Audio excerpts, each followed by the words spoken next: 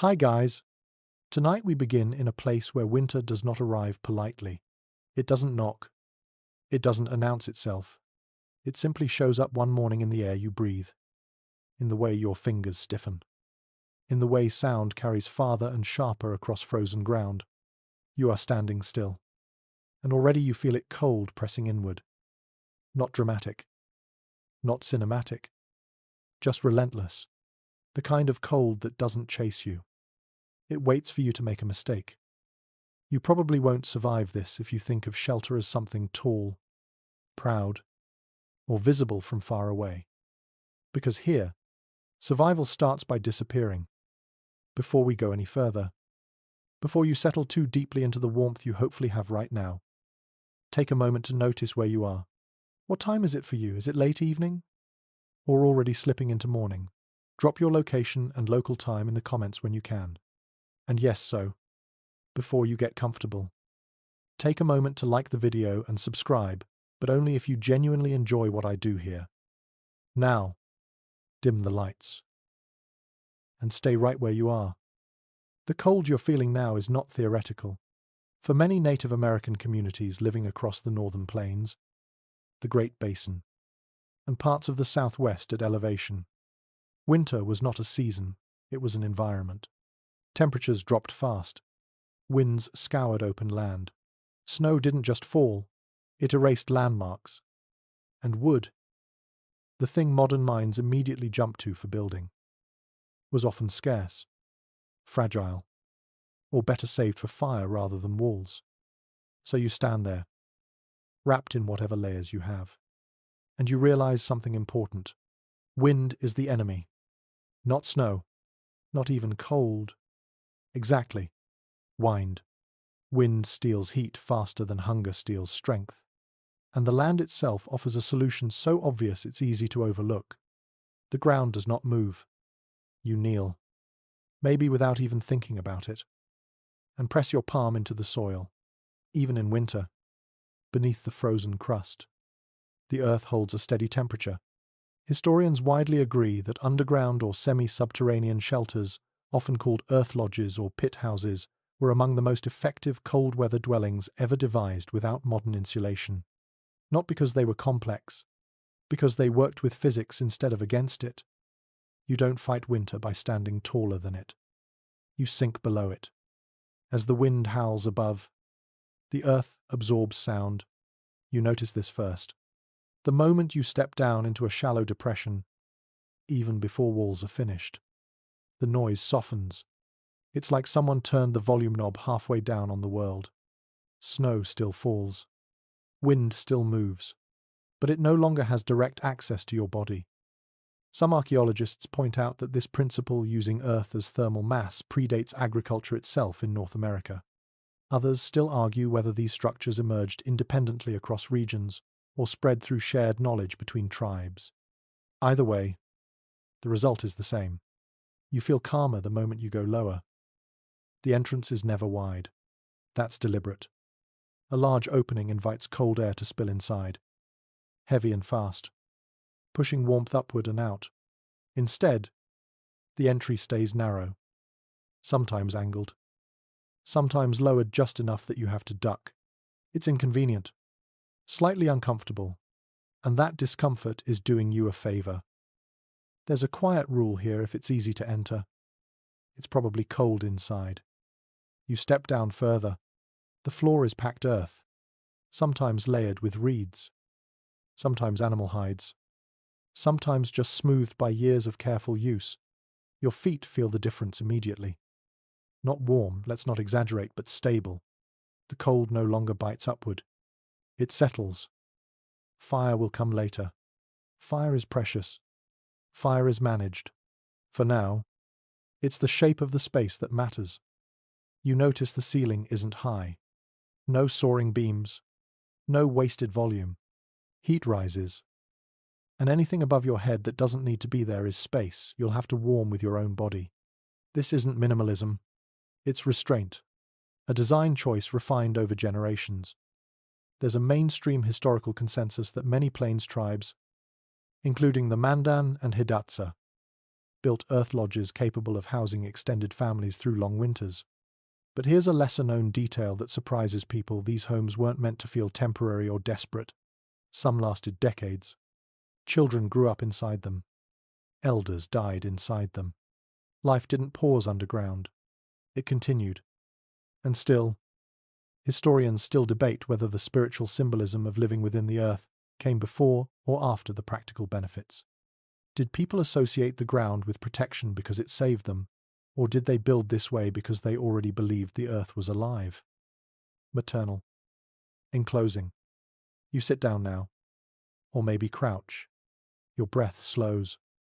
Not because you're safe yet, but because the environment has changed. Sound is muted. Light is controlled. Above you. Winter rages. Below. There is intention. The smell is subtle. Dry soil. Smoke residue from past fires. The faint, lingering presence of animals that once provided warmth. Clothing and flooring. Nothing is wasted here. Nothing is decorative for its own sake. One fringe detail sometimes overlooked in textbooks is how some communities used layered entrances or partial windbreak tunnels to further trap warmer air inside. Not all tribes did this. Not all winters required it. But when conditions worsened, adaptations appeared not suddenly, not dramatically, but quietly, like adding one more layer when the cold deepens. You notice something else now. The dark isn't frightening. It's controlled. Openings are small.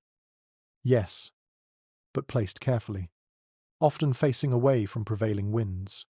Sometimes angled toward the low winter sun, light enters briefly, predictably. It doesn't linger. It doesn't need to. This isn't a place meant to be bright. It's a place meant to hold you. As you settle deeper into this space, your shoulders drop without you telling them to. Your body understands before your mind does. Underground, winter loses its teeth. Not completely, but enough. And that's the goal. Not comfort. Survival with dignity. Above you, the world remains hostile. Below, you are learning how people endured, not by conquering nature, but by listening to it long enough to stop fighting. And you stay there, breathing slowly, already feeling the shape of this shelter shaping you in return. You remain close to the ground, and the longer you stay there, the clearer it becomes that the earth is not passive. It is working. Even now, as winter hardens the surface above, the soil around you holds a steadiness that feels almost deliberate. You press your palm down again. Slower this time. The cold does not rush upward. It lingers. Muted. Absorbed. This is not coincidence. This is why you are here. You begin to understand that the earth itself is the first shelter. Everything else is secondary. Long before walls are shaped or roofs are laid, the decision to dig is already a decision to cooperate. Wind cannot claw its way through soil. Snow cannot pile up inside it. Even sound loses strength as it travels through packed earth. What feels like hiding is actually strategy. A widely accepted historical fact is that underground or semi-underground homes maintain a far more stable internal temperature than surface dwellings. In winter, the ground resists rapid heat loss. In summer, it resists overheating. This balance is not perfect, but it is predictable, and predictability, in harsh climates, is more valuable than comfort. You notice how still it feels down here. Above ground, winter is noisy. Trees creak. Ice snaps. Wind screams across open land. But below, everything slows. The earth presses gently inward. Not threatening, just present. It feels like being wrapped rather than buried. Some researchers have pointed out a curious detail. Many Native American underground shelters were dug just deep enough to benefit from insulation, but not so deep that moisture became a constant threat. Too shallow and the cold seeps in. Too deep and water collects. The balance matters. And balance, you realize, is learned through failure as much as success. Historians still argue whether this knowledge developed independently across regions or whether it spread gradually as groups migrated and shared techniques. There is no single origin story. Instead, there are many small adjustments made over generations, passed down without diagrams, without measurements, without written instructions, just memory, observation, and correction. You shift your weight, and the ground feels firm beneath you. Floors were often packed carefully, sometimes mixed with clay, sometimes layered with grasses or hides. This was not about luxury. It was about reducing dampness and making long nights tolerable. Cold from below is slow, but it is persistent.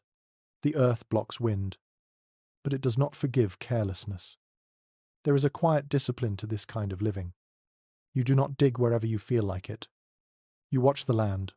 You notice where snow lingers longest, where meltwater runs in spring, where animals burrow and where they avoid. The earth teaches you where it can be trusted. A lesser-known and slightly quirky detail is that in some regions, builders paid close attention to the smell of soil when digging. Earth that held too much moisture or decay was avoided. This was not superstition. It was sensory science. Smell warned of rot, standing water, or unstable ground, long before collapse became visible. You breathe in now, slowly. The air smells different here.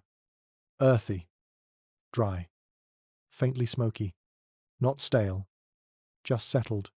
Smoke stains on the ceiling tell you that fire has lived here before. That matters.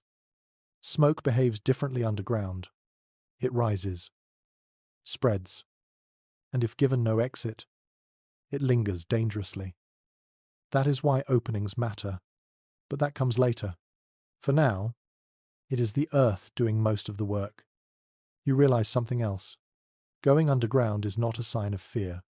It is a sign of confidence.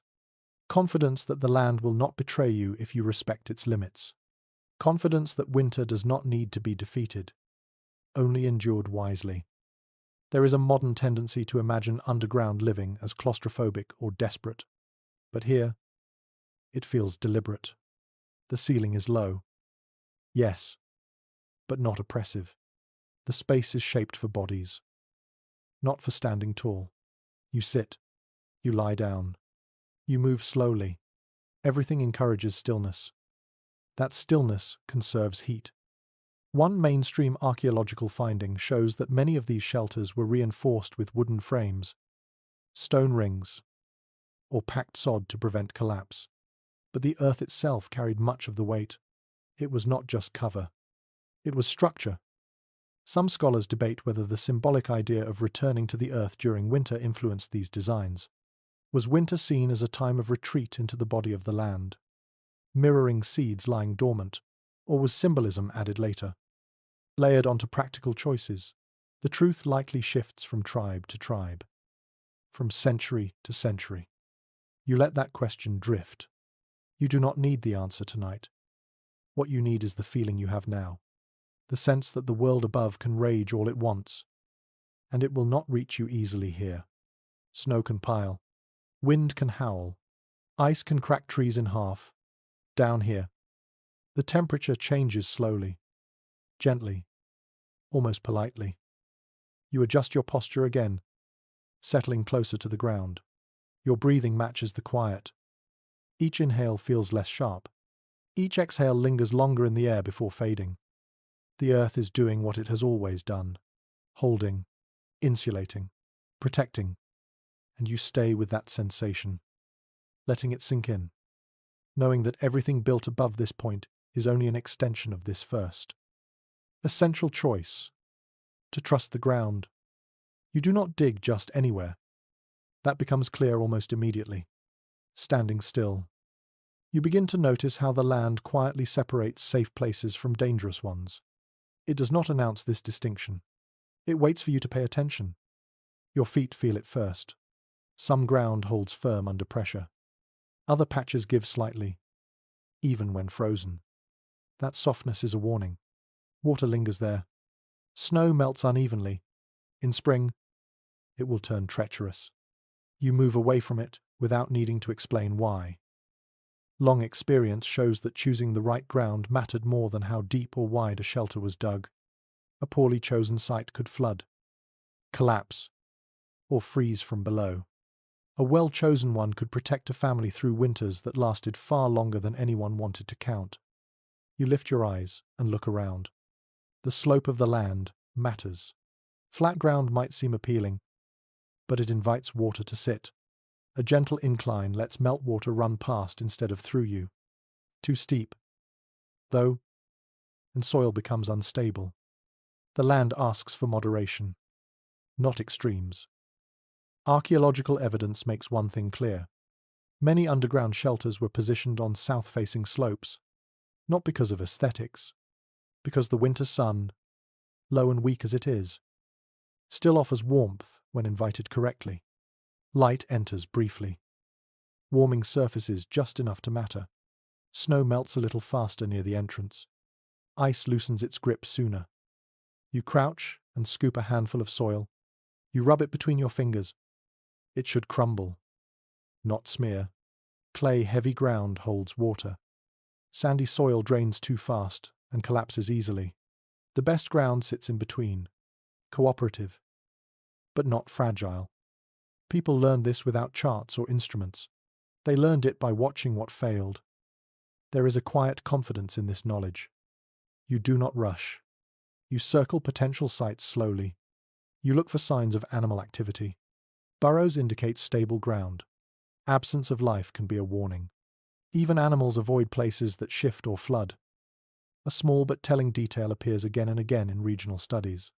Builders often avoided the lowest point in a landscape, even when it seemed sheltered. Cold air sinks. At night, it pools in depressions. Settling too low means waking up colder than expected, even underground. A slightly raised position makes a measurable difference. You feel the wind now, brushing across your face. It has a direction. It almost always does. Trees lean subtly. Snowdrifts form patterns. You note where gusts strike hardest. Your shelter will not face that way. It does not need to. There is wide agreement that entrances were oriented away from prevailing winter winds whenever possible. This reduced heat loss and kept snow from being driven inside. The land itself acts as a shield if you let it. You begin to realize how much of this process happens quietly. There is no ceremony, no dramatic moment of decision, just a series of small observations stacking into certainty. You choose a place where the earth feels steady, where water moves past rather than collects, where sunlight can reach briefly, and where wind has less influence. None of this guarantees comfort. It only increases your odds. Some interpretations suggest that this careful site selection also carried social meaning. Settling in a good place was a sign of wisdom. Others caution against reading symbolism into everything. Sometimes practicality is simply practicality. The truth likely shifts with time, tribe, and circumstance. You kneel again and press your ear close to the ground. It sounds strange, but people did this. Listening revealed hollows, hidden water, unstable layers. Sound travels differently through solid earth. A dull thud reassures. A hollow echo does not. One overlooked habit recorded by early observers is that builders often waited through at least one storm before committing fully to a site. They watched how snow drifted, where water ran, how wind changed direction. Patience here prevented disaster later. You straighten slowly, feeling the cold pull at your joints. This is work done in stages, not hours.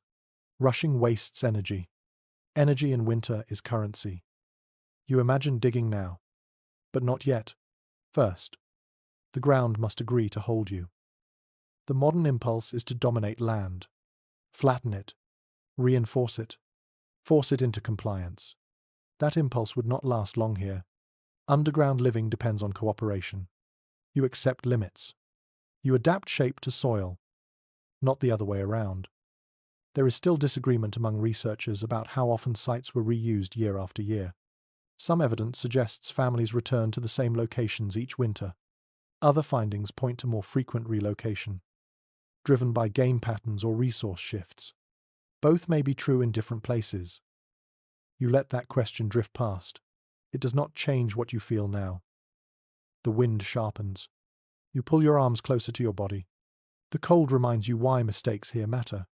Choosing the wrong ground does not just mean discomfort. It can mean waking up wet, or not waking up at all. You step once more across the chosen spot. It feels right. Not welcoming. Not warm. Just dependable. Dependability is everything. Soon, you will dig. Soon, the earth will close around you in a way that feels deliberate, even kind. But that only works because of what you are doing now. Watching. Waiting. Choosing carefully. You take a final look around, committing landmarks to memory. Trees. Stones. The curve of the slope. Snow begins to fall again. Light and dry. Whispering across the ground. You are ready. And beneath your feet, the earth is ready too. You begin to dig. But not with urgency. That would be a mistake. Winter punishes haste. Every movement costs energy. And energy must be rationed like food. So you work slowly. Deliberately. Letting rhythm replace force. The first layer resists you. Frozen soil cracks rather than yields. Each strike sends a dull vibration up your arms. You pause often. Not out of weakness, but awareness. Digging generates heat. And sweat in winter is dangerous. Damp clothing steals warmth faster than bare skin ever could. You slow your breathing. You stop before you need to.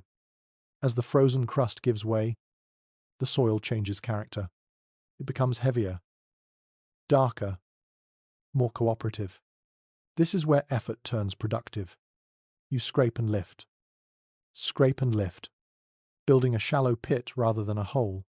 Depth comes later. Shape comes first. There is strong evidence that many underground shelters were dug wider before they were dug deeper. This reduced the risk of collapse and allowed builders to read the soil as they went. Cracks, sloughing edges, unexpected moisture, all spoke clearly if you knew how to listen. You begin to sense the difference between soil that wants to stand and soil that wants to fall. The walls angle inward slightly. Straight vertical cuts invite collapse. A gentle curve distributes weight. The earth responds well to respect. You rest. Sitting on the edge of the pit, your breath fogs briefly, then fades. Even now, with no roof, the air feels calmer inside the depression. Wind skims over the top rather than rushing in. Snow falls past you instead of onto you. This is the first quiet reward. One detail that often surprises modern readers is how few tools were required. Digging sticks, stone blades, antler tools, even sharpened wood were enough. The ground was shaped gradually. Not violently. Patience replaced steel. Some early observers recorded that people sang or spoke softly while digging. Not ritual, not prayer. Just rhythm. Sound helped regulate movement. It slowed the body. It prevented overexertion. This detail appears rarely. But when it does, it feels human in a way diagrams never capture. You dig again, widening the space, keeping edges smooth. Sharp corners weaken structures. Curves endure. This principle appears again and again in long-lasting shelters. There is general agreement among researchers that many underground homes were built collaboratively. Digging alone is possible, but dangerous. Soil collapses without warning. Extra hands meant faster response, safer progress, and shared judgment when something felt wrong. But even in groups, there was no rushing. Winter lasts long enough. A shelter built poorly will fail before the season ends. You pause and feel the temperature change as you move lower. It is subtle, but present. The cold from above fades slightly. The earth holds steady. It does not warm you. It simply stops stealing warmth. That is enough. You scoop soil and set it aside. This earth will be used later. Packed onto walls. Shaped into roofs. Nothing is discarded without thought. Waste is a luxury reserved for easier climates. A curious pattern appears when you look closely at excavation sites. Builders often stopped digging at a depth that allowed a person to sit comfortably, not stand. Standing increases heat loss. Sitting conserves it. Lying down conserves even more. The space shapes behavior intentionally. You slide down into the pit now. Testing it. Your shoulders brush the sides. That is fine. The shelter is not meant to impress. It is meant to hold. There is still uncertainty among specialists about how standardized measurements were. Some argue that body-based measurements were used. Arm spans, elbow to fingertip. Others suggest more flexible judgment. Adjusted by feel. The evidence allows for more than one explanation. You lean back and look up. The sky feels farther away already. Snowflakes drift past the opening. Silent. Unhurried. The world above continues. Down here, time thickens. Digging deeper now becomes easier. The soil cuts cleanly. You angle the floor slightly to prevent water from pooling. Even in winter, melt can happen. Fires create warmth. Bodies create warmth. Warmth creates moisture. Managing moisture is as important as managing cold. You scrape channels into the floor edges. Subtle slopes that guide water away from sleeping areas. This knowledge is rarely highlighted, but it appears consistently in well-preserved sites. Dryness equals warmth. Dampness equals danger. You stop again.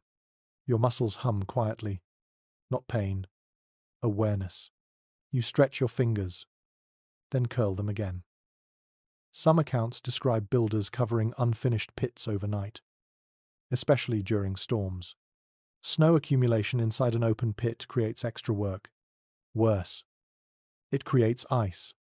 Prevention is easier than removal. You imagine laying branches across the opening, covering them with hides or woven mats, letting snow slide off rather than fall in, even partially complete. The shelter already demands care. You resume digging, smoothing walls, removing loose material. Each pass makes the space feel more intentional, less whole, more room. It becomes clear that digging is not just excavation. It is shaping a boundary between you and winter. Every handful of soil removed increases that boundary slightly. Every pause preserves the energy needed to finish. There is disagreement among scholars about how long construction typically took. Some estimate days. Others suggest weeks, spread between weather windows. The truth likely depends on group size, soil type, and urgency. What matters is that the process was adaptable. You listen again. The ground sounds solid. No hollow echoes. No shifting. The walls hold. You sit in the center of the pit now, breathing evenly. The wind passes overhead, audible but distant.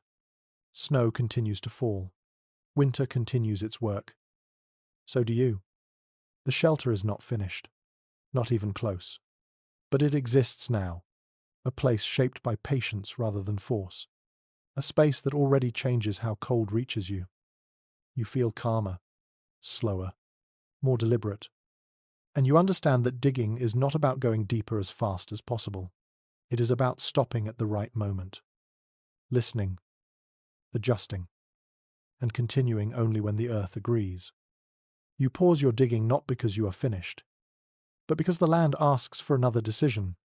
Depth and shape matter. Yes, but now orientation becomes everything. Where this shelter opens will decide how livable it feels when winter settles in fully. You climb out of the pit slowly and stand again in the cold. The wind greets you immediately, sharper now that you have spent time below. You turn your face toward the pale winter sun.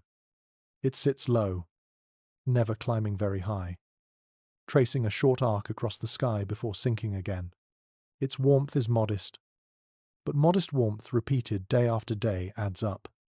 You imagine the entrance where light might reach it, not flooding the space, just touching it, enough to soften the cold surfaces, enough to remind you that the world above still exists. There is broad agreement among researchers that many underground shelters were oriented with careful attention to sunlight. South-facing entrances appear again and again in cold region sites. This was not about brightness. It was about timing. Even brief winter sun can warm packed earth and dry moisture that would otherwise linger. You walk the slope slowly, feeling how the ground tilts beneath your feet. A gentle incline is ideal. Too flat, and water collects. Too steep and stability suffers. The slope lets gravity help you rather than fight you. You picture spring now, even though winter is far from over. Snow melts unevenly. Water runs downhill, always choosing the easiest path. You want that path to bypass you entirely. You want meltwater to pass by your shelter like a visitor who never stops. You kneel again at the edge of the pit and trace a line with your finger, imagining the entrance tunnel. It should angle slightly upward from the interior to the outside. This prevents cold air from sinking directly inside. Cold air is heavy. It flows downward. A rising entrance forces it to slow. This design choice appears subtle, but it is repeated across many sites. Small adjustments like this turn survival into routine. You feel the wind shift again. It brushes past your ear, then your neck. It almost always comes from the same direction in winter. Trees lean that way. Snowdrifts form long tails pointing away from it. You take note. The entrance will not face into that force. Accounts from early contact periods describe how shelters with poorly oriented entrances filled with snow overnight, not because snow fell into them, but because wind pushed it relentlessly. Those shelters required constant clearing. Better ones stayed quiet. Their openings protected by land and angle. You imagine waking after a storm. You do not want your first task to be digging yourself out. The earth gives clues if you let it. Small ridges break wind. Rocks cast shadows that last longer into the day. Trees thin or thicken in response to exposure. You read these signs slowly, the way people always have when survival depended on noticing small things. One detail that does not often make it into simplified explanations is how entrances were sometimes offset rather than centered. This reduced direct airflow. Wind entering the tunnel lost strength before reaching the living space. Air still moved, but gently. Ventilation matters even in winter. Smoke must escape. Breath must be replaced with fresh air. But airflow must be controlled. Too much movement strips warmth. Too little invites danger. You imagine the roof now. Though it has not been built yet, it will slope slightly, shedding snow rather than holding it. Snow is heavy, wet snow even more so. Accumulation creates pressure that no wall enjoys. Archaeological remains show collapsed roofs where snow load was underestimated. Those failures taught lessons that traveled through stories rather than blueprints. You return to the pit and adjust the edges where the entrance will be carved. You angle them carefully. Not dramatic, just enough to guide air and water where you want them to go.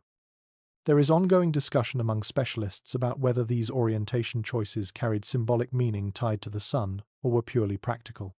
Some communities associated the rising sun with renewal.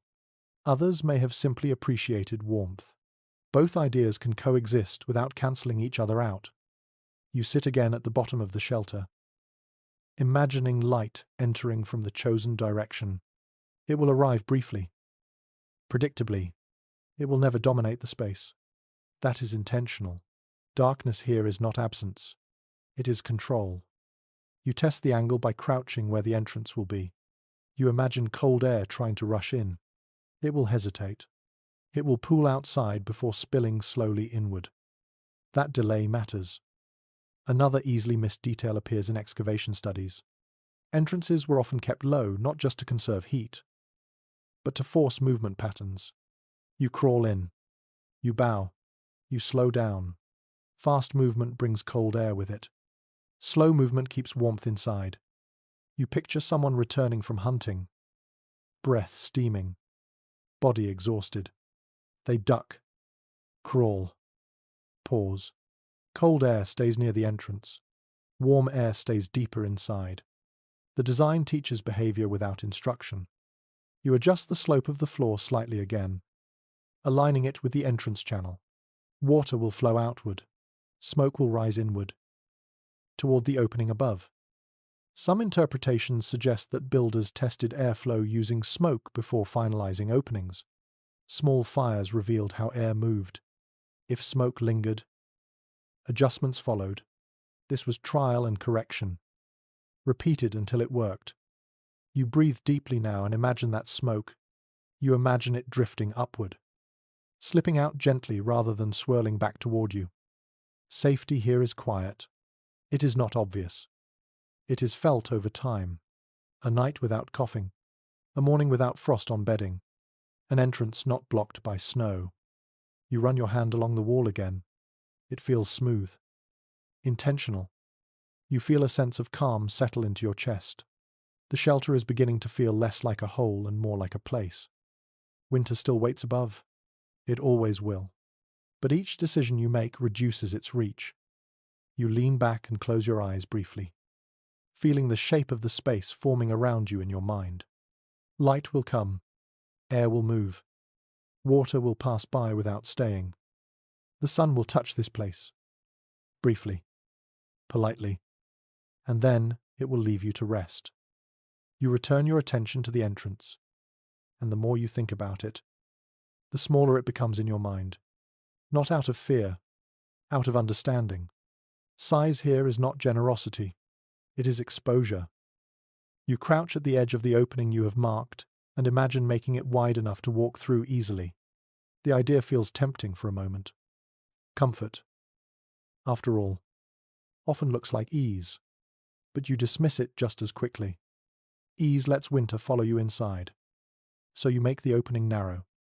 You measure it not with tools, but with your body. Just wide enough for shoulders to pass. Just high enough to crawl without scraping too much skin from your back. Anything more would be wasted space that demands warmth without giving protection in return.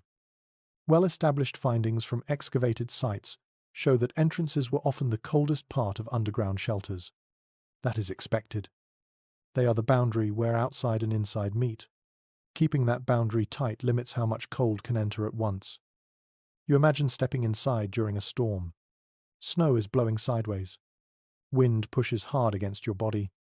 You lower yourself, turn slightly, and slip inside. The cold follows you briefly, then stalls. It gathers near the entrance, heavy and reluctant to move farther inward. This is not accidental. Cold air sinks. Warm air rises. A small opening slows that exchange. The shelter works with gravity rather than fighting it. You smooth the edges carefully. Sharp angles catch clothing. Rough surfaces hold moisture. Everything here is shaped for repeated use. Night after night, with tired bodies moving slowly. There is a pattern seen across many regions. Entrances were often offset from the main living space, not opening directly into it. This created a buffer zone, a pause, a place where cold could settle before reaching sleeping areas.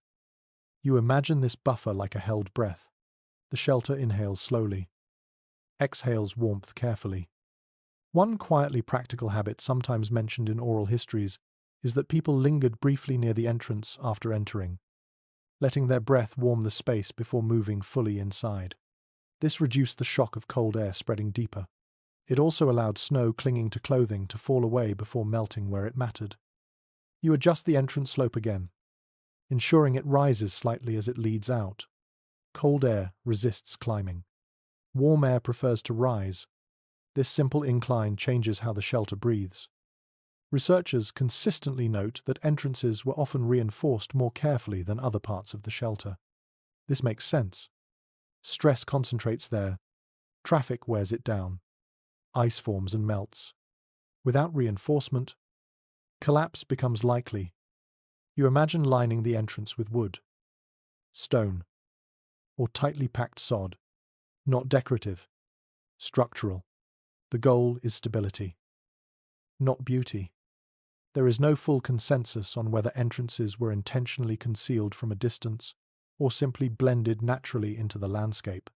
Some evidence suggests camouflage was deliberate, especially in regions where conflict or animal intrusion posed risks. Other examples show entrances clearly visible, marked by routine use rather than secrecy. Either way, the small opening serves another purpose. It keeps animals out. Large predators hesitate to enter tight spaces. Smaller animals can be discouraged with coverings, hides, or simple barriers. The shelter becomes defensible without aggression. You kneel and imagine closing the entrance at night, a hide pulled across it, a mat woven from grasses, snow piled lightly against the outside. Each layer reduces airflow. Each layer adds insulation.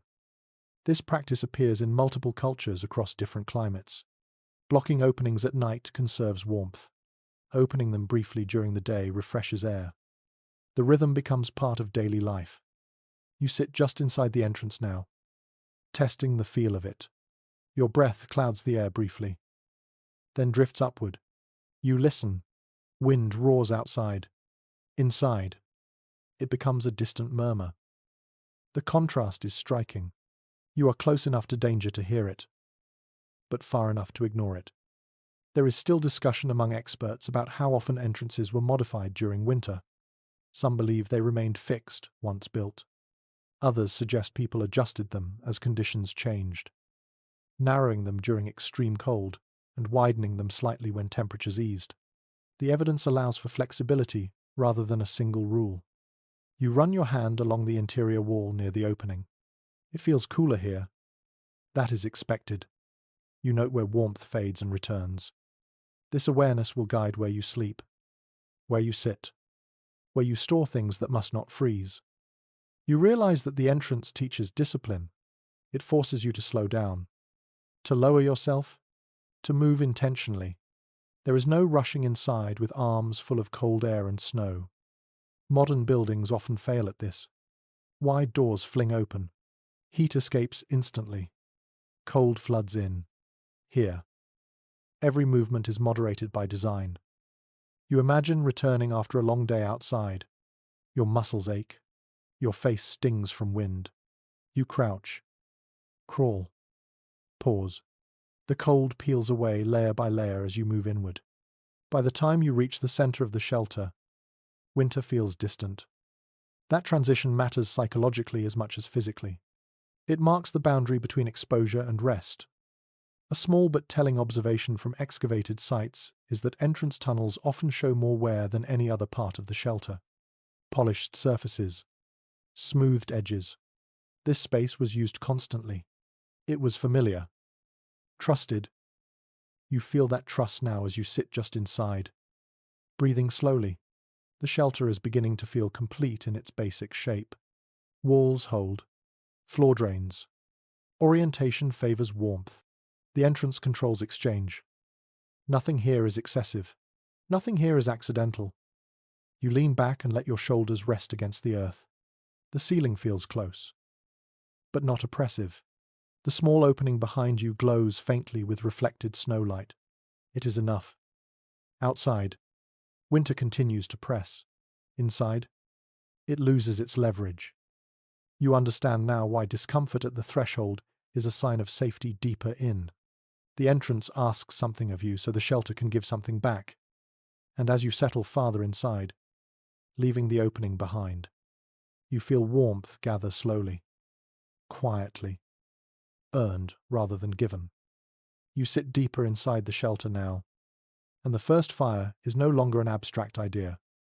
It becomes necessary. Cold has been slowed, but it has not been defeated. Heat must be invited carefully, or it will turn against you just as quickly. Fire underground is not casual. It is watched. It is negotiated with. You gather what little fuel you have prepared. Dry wood, precious and limited, dung, when available, dried thoroughly long before winter arrived. Grass is twisted tight. Every choice matters. Wet fuel smoulders. Smouldering creates smoke. Smoke underground is not dramatic. It is silent.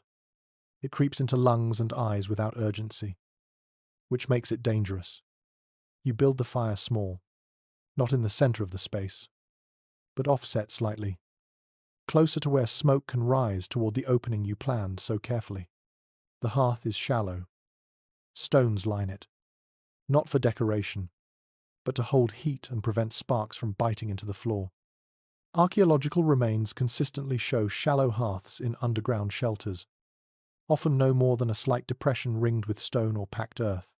These fires were not meant to blaze. They were meant to persist. You strike flame and watch it catch slowly. The light flickers across the walls, revealing textures you had not noticed before. Finger marks in packed soil. Small cracks that do not move. The ceiling darkens where smoke once brushed past it, leaving a stain that tells a story of careful balance. You wait. The first instinct is always to add more fuel. You resist it. A fire that grows too quickly produces more smoke than warmth.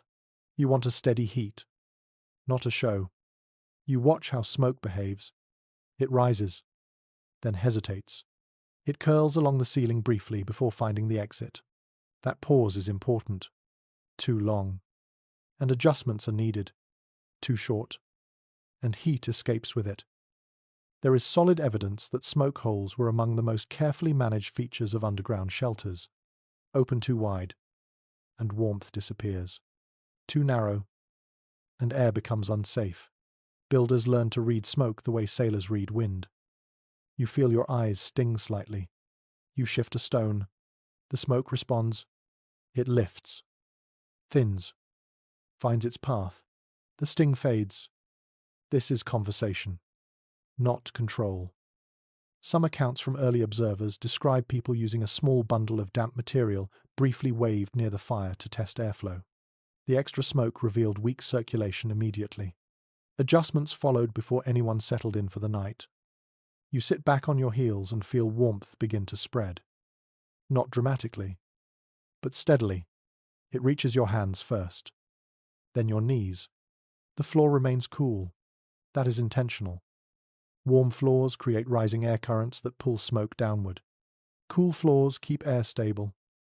There is ongoing discussion among specialists about whether smoke holes doubled as skylights during daylight hours. In some shelters, light appears to have entered through the same opening.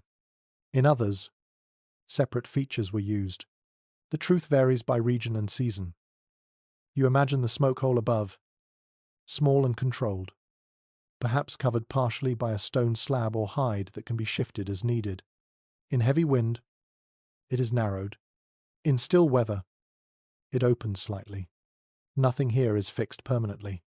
Everything responds to conditions. You add a small piece of fuel and wait again. The fire accepts it without protest. The glow deepens. Shadows stretch and settle. You notice how the walls begin to radiate warmth slowly. Earth absorbs heat reluctantly, but once it does, it releases it just as slowly. This is the quiet advantage of underground living. The shelter becomes a thermal memory. You lean forward and extend your hands. The warmth feels clean, dry, not suffocating. One often overlooked detail is how people positioned themselves relative to the fire. You do not sit directly over it. You sit slightly to the side, letting heat wash across your body without forcing you to face smoke directly. Sleeping areas remain farther away, where air is cleanest. This arrangement appears again and again in excavated sites. Fire is central, but not dominant. There is still disagreement among researchers about how often fires were kept burning continuously. Some suggest they were allowed to burn low overnight. Others propose that fires were extinguished before sleep, relying on residual heat. Evidence supports both approaches depending on fuel availability and weather severity. You imagine letting the fire settle into embers before lying down. Stones around the hearth hold warmth. Walls hold warmth. Your body holds warmth. The shelter breathes slowly. You listen now. The sound of fire is soft. A faint crackle. Outside, wind continues its work, but it feels farther away than before. Snow slides off the roof in small whispers rather than heavy thuds. You feel a sense of control return to your body. Not dominance, just competence. Smoke remains the thing you watch most carefully. Every shift in wind outside changes airflow inside. You remain attentive. A blocked opening can turn comfort into danger quickly. There is a subtle habit noted in several oral traditions. People rose during the night to check airflow. Not in panic. Calmly. A stone adjusted. A covering shifted. Then rest resumed. You imagine doing the same. waking briefly, listening, smelling the air, making a small correction, lying back down. The fire has done its job now. The chill has retreated enough to let muscles relax. Your breathing deepens. The shelter holds warmth like a secret. You realize that fire here is not entertainment. It is partnership. It gives what you ask, as long as you respect its limits. Modern minds often imagine underground fires as smoky and miserable. The reality, when done well, is surprisingly gentle. Clear air, soft light, slow warmth. You lean back against the wall and let your shoulders rest. The earth behind you feels warmer now than it did before. It has learned the fire already. Outside, winter continues its long work. Inside, you have learned how to invite heat without inviting danger. You watch the embers pulse softly, then settle, and you know that tonight, the fire will not betray you. The fire settles into a steady rhythm, and with it, your attention shifts to where your body will finally rest. Warmth alone does not guarantee sleep. How you position yourself in this space matters just as much as how it was built. You lower yourself closer to the ground and feel the temperature change immediately. The air near the floor is cooler, heavier. This is where cold collects. Slowly and patiently. You do not fight it. You plan around it. Sleeping low is not a mistake here. It is deliberate. Raised platforms would expose you to more moving air. The floor, especially when layered correctly, offers stillness. Stillness conserves heat. Archaeological patterns show that sleeping areas in underground shelters were typically arranged around the perimeter, away from entrances and slightly removed from the fire. This positioning balanced warmth and clean air. Smoke rose toward the center and escaped upward, while the edges remained calmer. You begin laying down what will separate you from the earth. First, dry grasses or reeds, gathered long before winter arrived. They crackle softly as you spread them. Their purpose is simple. They trap air. Trapped air slows heat loss. On top of that, hides, deer, bison, or whatever the land provided. The fur side faces inward. Touching skin or clothing, the hide side faces down. Resisting moisture, this layering is not decorative, it is survival refined. You kneel and press your hand into the bedding. It gives slightly. That matters. Hard surfaces steal warmth faster. Soft layers create pockets where body heat can linger. There is strong evidence that families often slept close together in winter. Not for sentiment. For efficiency. Bodies are heat sources. Shared warmth reduces the need for fuel. The shelter becomes a system rather than a collection of individuals. You imagine lying down beside others. Breath sinking unconsciously. Movement slowing. The space grows warmer not from fire alone, but from presence. One small but revealing detail appears in some excavation sites. Bedding areas are often thicker along the walls than in the center. This suggests that people leaned or rested against the earth itself, using it as both backrest and thermal mass. You settle into position now, testing where warmth gathers best. You adjust slightly. A hand here, a shoulder there. You feel the difference immediately. The ceiling feels close above you, but it no longer feels limiting. It feels protective. Heat rises and stays trapped. Sound remains muted. Outside becomes something you remember, rather than something you endure. There is still debate about whether people slept directly on the ground or on low raised edges built into the shelter walls. Some sites show clear ledges shaped into the earth. Others do not. The choice likely depended on soil type, moisture, and tradition. You imagine resting on a shallow ledge, just high enough to avoid the coldest air, but low enough to remain protected. The difference might only be a few inches. But in winter, inches matter. You pull a hide over your body now. Not tight. Loose enough to trap air. Tight coverings compress insulation and reduce effectiveness. This is a detail learned through long nights and stiff mornings. Your breathing slows. The fire crackles softly. Embers glow rather than flare. One often overlooked habit is how people adjusted bedding throughout the night. If cold crept in, layers shifted. If warmth built too much, coverings loosened. Sleep here is not unconscious. It is responsive. You turn slightly and notice how your breath rises toward the ceiling before drifting toward the smoke hole. Fresh air enters near the floor, replaces what you exhale, then leaves. The shelter breathes with you. This balance between warmth and air is fragile. You remain aware of it even as your body begins to relax. Comfort does not mean inattention. There is some disagreement among scholars about whether people slept fully through the night during winter or woke periodically to tend fire and adjust ventilation. Many believe sleep came in segments. Rest. Wakefulness. Rest again. The pattern fit the environment. You imagine waking briefly, checking the embers, shifting a stone, pulling a hide tighter, then lying back down. No alarm, no urgency, just maintenance. The ground beneath you holds steady. It does not radiate warmth aggressively, but it no longer drains it either. The earth has accepted the heat it was given and now returns it slowly. You close your eyes for a moment and listen. Wind outside, fire inside, breathing around you. The sounds blend into something consistent, predictable. Predictability is comfort. Modern ideas of sleep often rely on separation.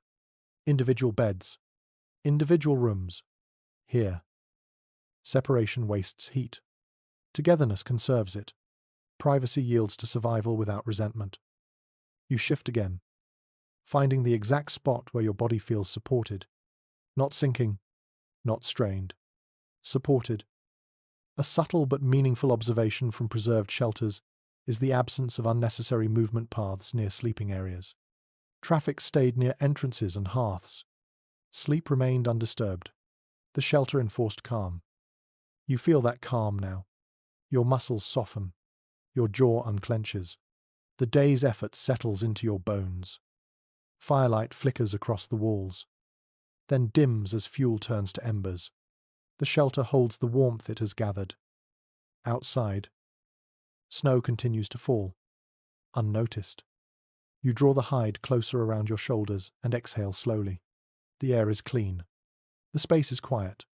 The earth holds you without pressure. Sleep here is not an escape.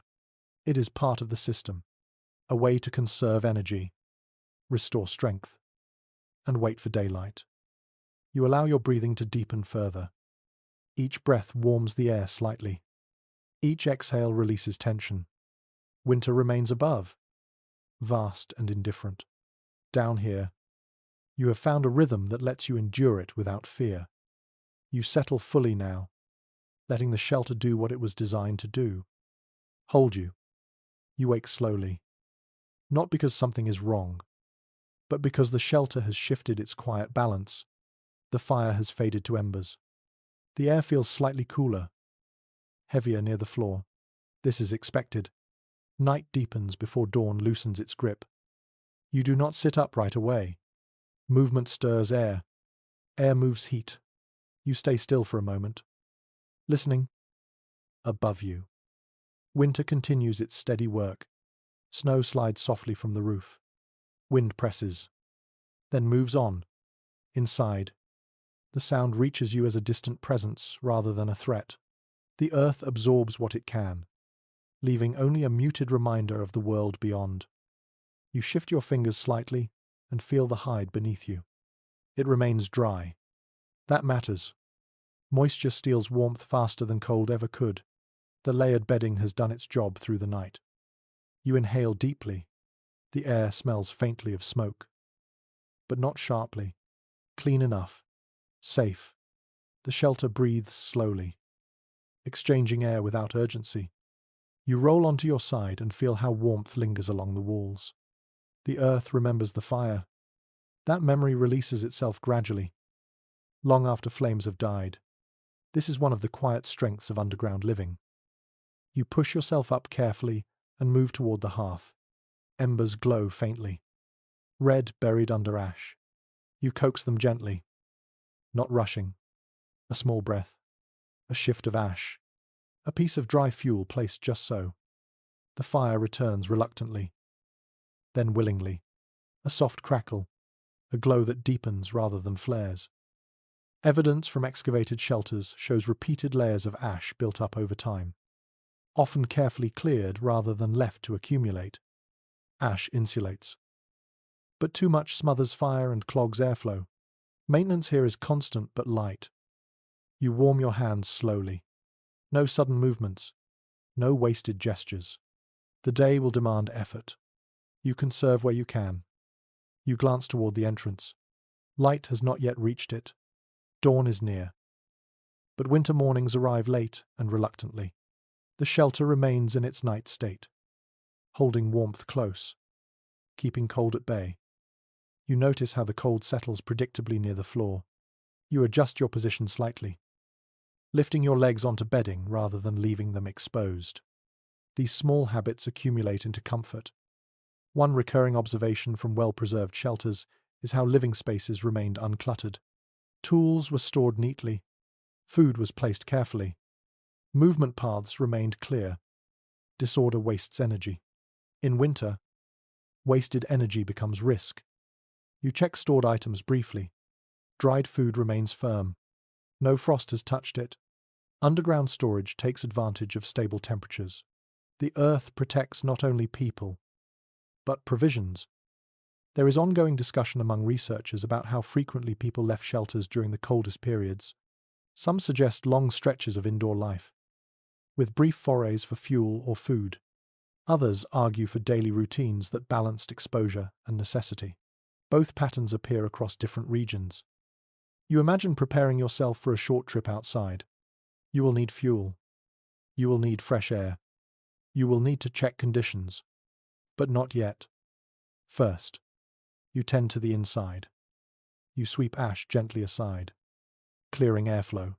You adjust a stone near the smoke opening. Smoke lifts cleanly now. Finding its path without hesitation, the shelter responds immediately. This responsiveness builds trust. You know what to expect here. You sit again and let warmth gather. The earth presses gently against your back. It feels solid, reliable. One small but telling detail noted by early observers is how people oriented themselves within shelters based on time of day.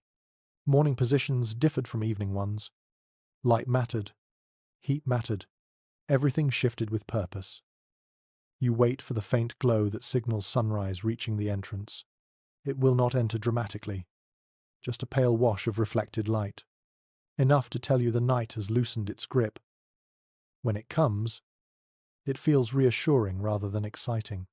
Daylight here does not promise ease. It promises work.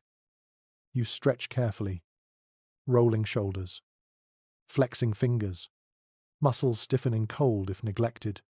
Gentle movement restores circulation without waste. You consider stepping outside. You hesitate. Listening again. Wind sounds lighter now. Snowfall has eased. Conditions are acceptable. You move toward the entrance slowly, keeping your body low. The transition from warmth to cold must be gradual. Sudden exposure shocks the system. You pause just inside the opening. Cold air gathers there. Waiting. You let it brush your face lightly before committing. This prepares you. It dulls the edge. Outside, winter greets you immediately. The contrast sharpens your senses. Your breath clouds. Snow reflects pale light. The land looks unchanged. But you know better. You gather what you need quickly. Fuel collected earlier lies ready. You do not wander. Wandering wastes energy. Every step outside is intentional. You return inside with equal care, closing the entrance behind you. Cold follows briefly, then stalls.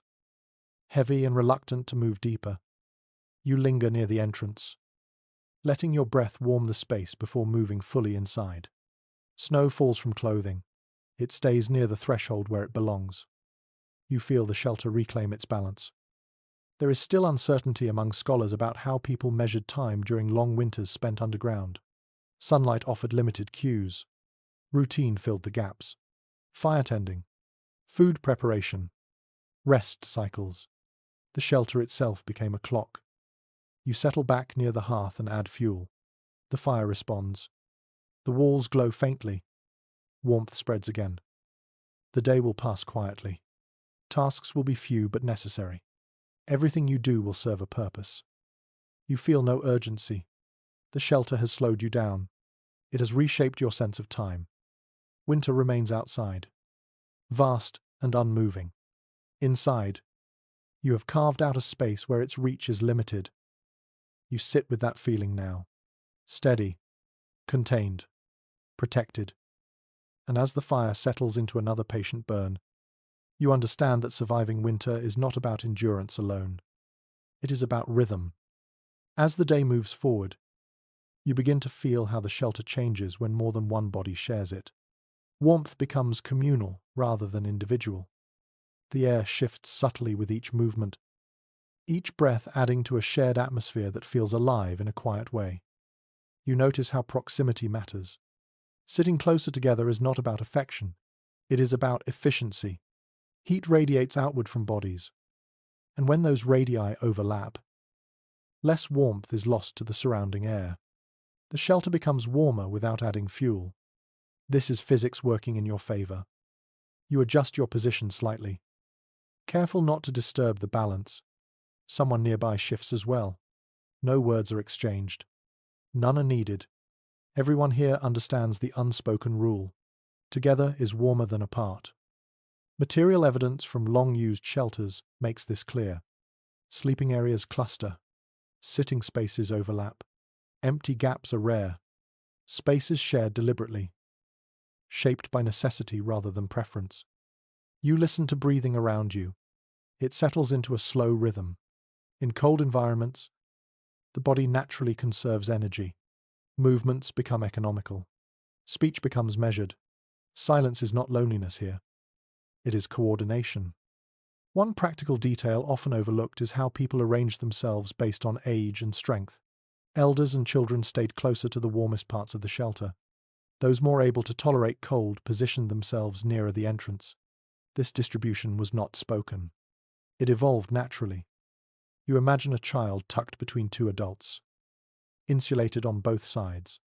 The child sleeps deeply, unaware of the calculations happening around them. This arrangement appears repeatedly in accounts describing winter life underground. There is broad recognition that shared warmth reduced fuel consumption significantly. Less fire meant less smoke. Less smoke meant safer air. The shelter became healthier simply by holding people together. You feel the air grow slightly warmer now as bodies settle. The walls release heat they absorbed earlier. The fire glows steadily. Nothing dramatic changes. Everything accumulates. A subtle but revealing habit emerges in descriptions of winter routines. People often adjusted their positions throughout the day, following warmth as it shifted. Morning sunlight touched one wall briefly. Evening fire warmed another. Bodies followed these changes without discussion.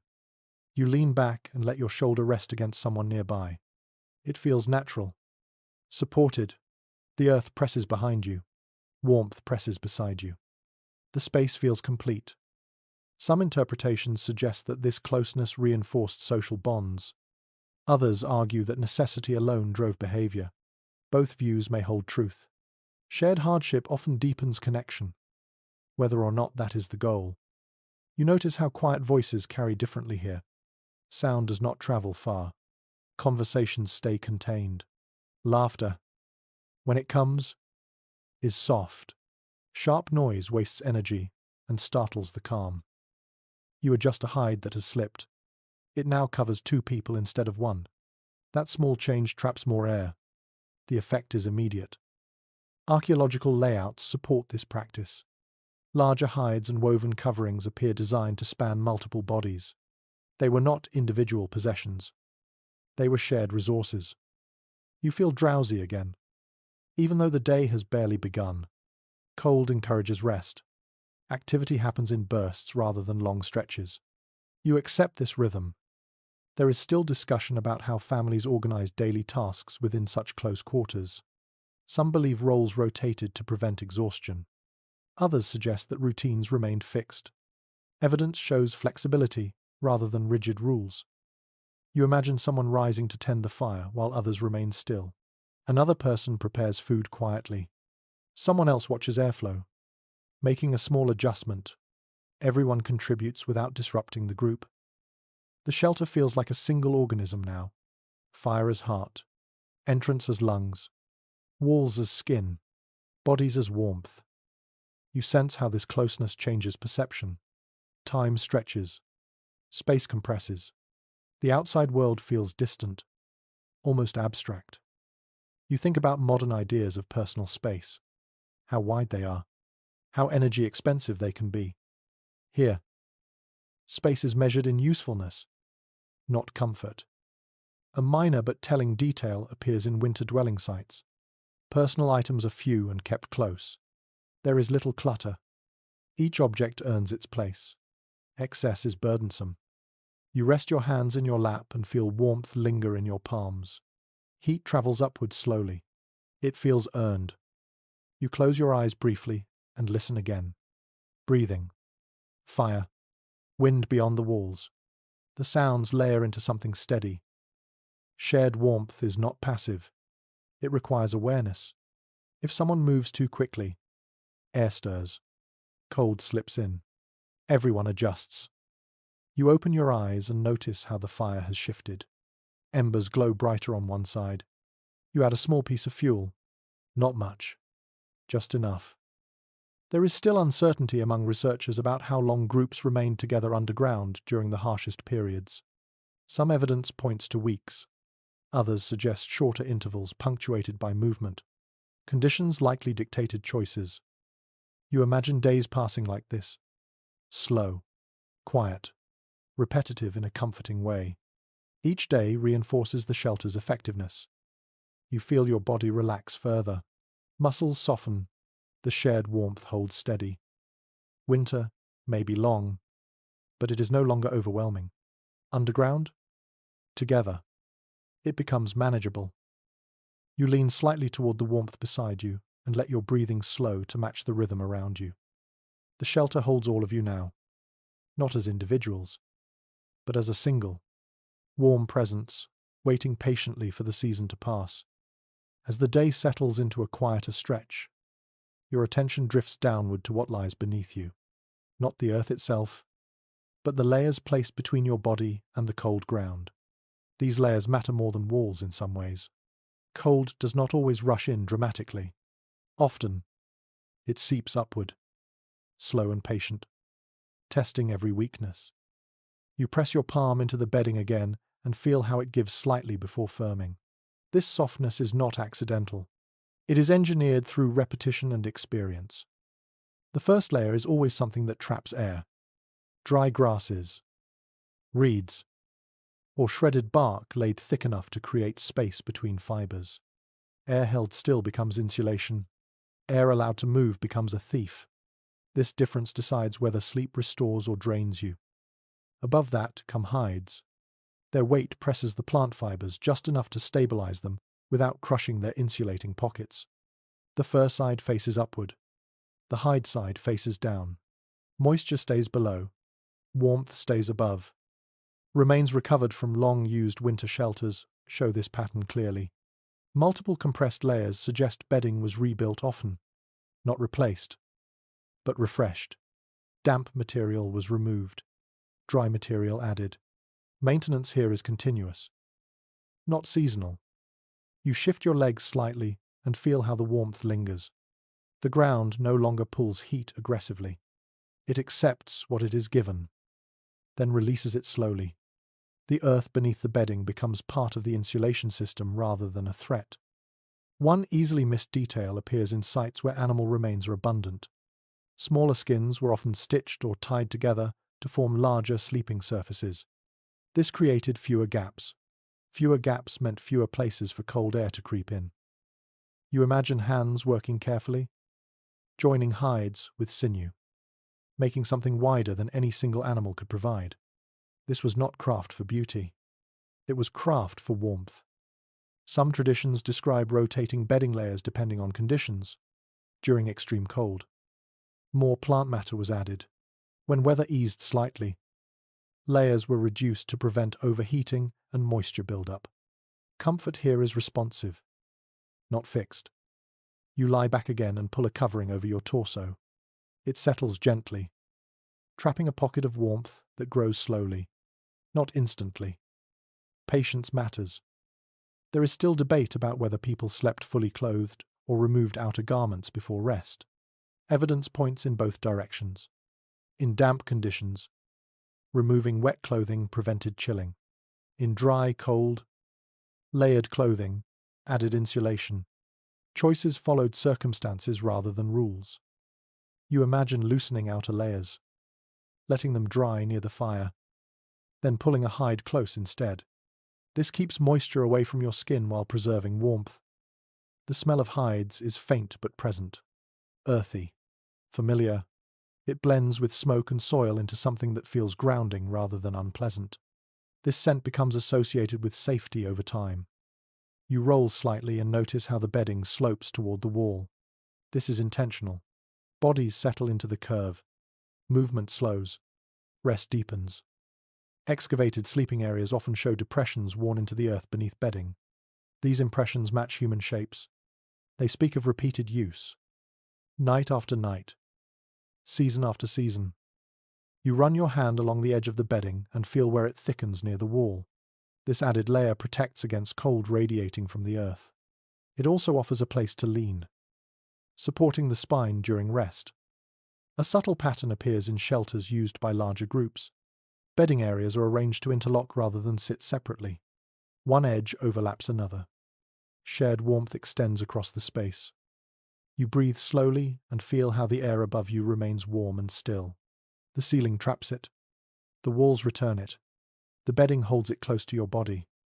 Cold no longer feels like an active presence.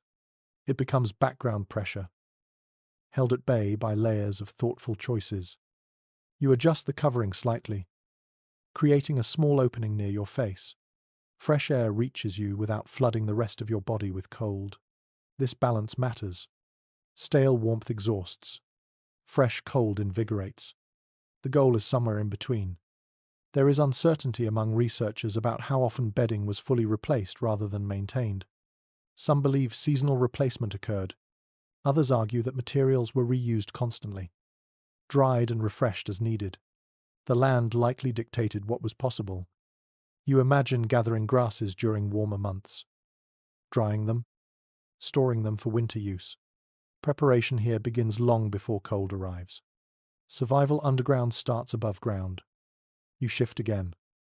Settling deeper, the bedding responds, molding gently around you. Pressure points soften. Muscles release. Outside, winter continues its quiet work. Inside, the layers between you and the earth do their own quiet work, just as steadily. You close your eyes for a moment and focus on the feeling beneath you. Supported, insulated, protected. Sleep here is not accidental. It is constructed from soil, plants, animals, and patience. Each layer contributes something essential. You inhale and exhale slowly, letting your body sink into the warmth it has helped create. The earth beneath you no longer feels cold. It feels like part of the shelter itself. Your thoughts turn now to food, not in the way hunger demands it, but in the quieter way planning always does in winter. Eating is not just about today. It is about making sure tomorrow feels possible. Underground living reshapes how food is treated, stored, and respected. You look toward the darker corner of the shelter where supplies are kept. The temperature there feels different, cooler than the sleeping area, steadier than the air near the entrance. This is intentional. Cold preserves when it is controlled. Evidence from excavated winter shelters shows that food was often stored below ground level, sometimes in pits dug into the floor, sometimes in adjacent chambers. These spaces benefited from stable temperatures that slowed spoilage without freezing everything solid. You kneel and brush aside a covering. Beneath it, dried meat rests wrapped in hide. Hard, dark, dense. It smells faintly smoky, not unpleasant. This food was prepared months ago, long before snow arrived. The effort invested then protects you now. You break off a small piece and chew slowly. Eating too fast wastes energy. Digestion produces heat. But heavy meals tax the body. Balance matters here too. Stored roots come next. Tubers gathered and dried, then packed carefully. They retain enough moisture to remain edible, but not enough to rot. Underground. The earth keeps them from extreme swings in temperature. You notice how the storage area stays dry. Moisture is the enemy of stored food. The shelter design keeps water moving away. Bedding and fire remain separate. Nothing drips here by accident. A recurring observation in archaeological records is how carefully storage pits were lined. Grass, bark, sometimes stone. These linings prevented direct contact with damp soil and discouraged pests. Even underground, vigilance mattered. You sit back and listen. No scurrying, no movement. The shelter is quiet. That quiet signals success. One small but revealing detail emerges from studies of winter storage. Food was often rotated rather than consumed in one direction. Older items were used first. Fresh reserves were protected. This prevented waste and spread effort evenly across the season.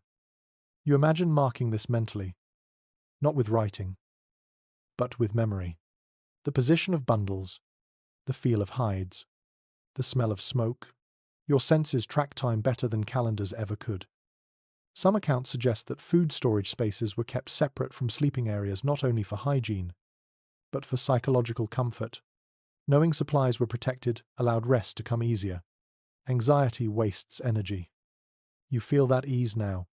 Hunger exists, but it is not urgent. The knowledge that food remains available changes how the body responds to cold. There is still discussion among specialists about how often storage pits were reopened during winter. Some evidence suggests daily access. Other findings indicate longer intervals to preserve stable conditions. Both patterns appear in different regions. You imagine checking stores briefly each day, confirming nothing has changed. This ritual reassures without disturbing balance.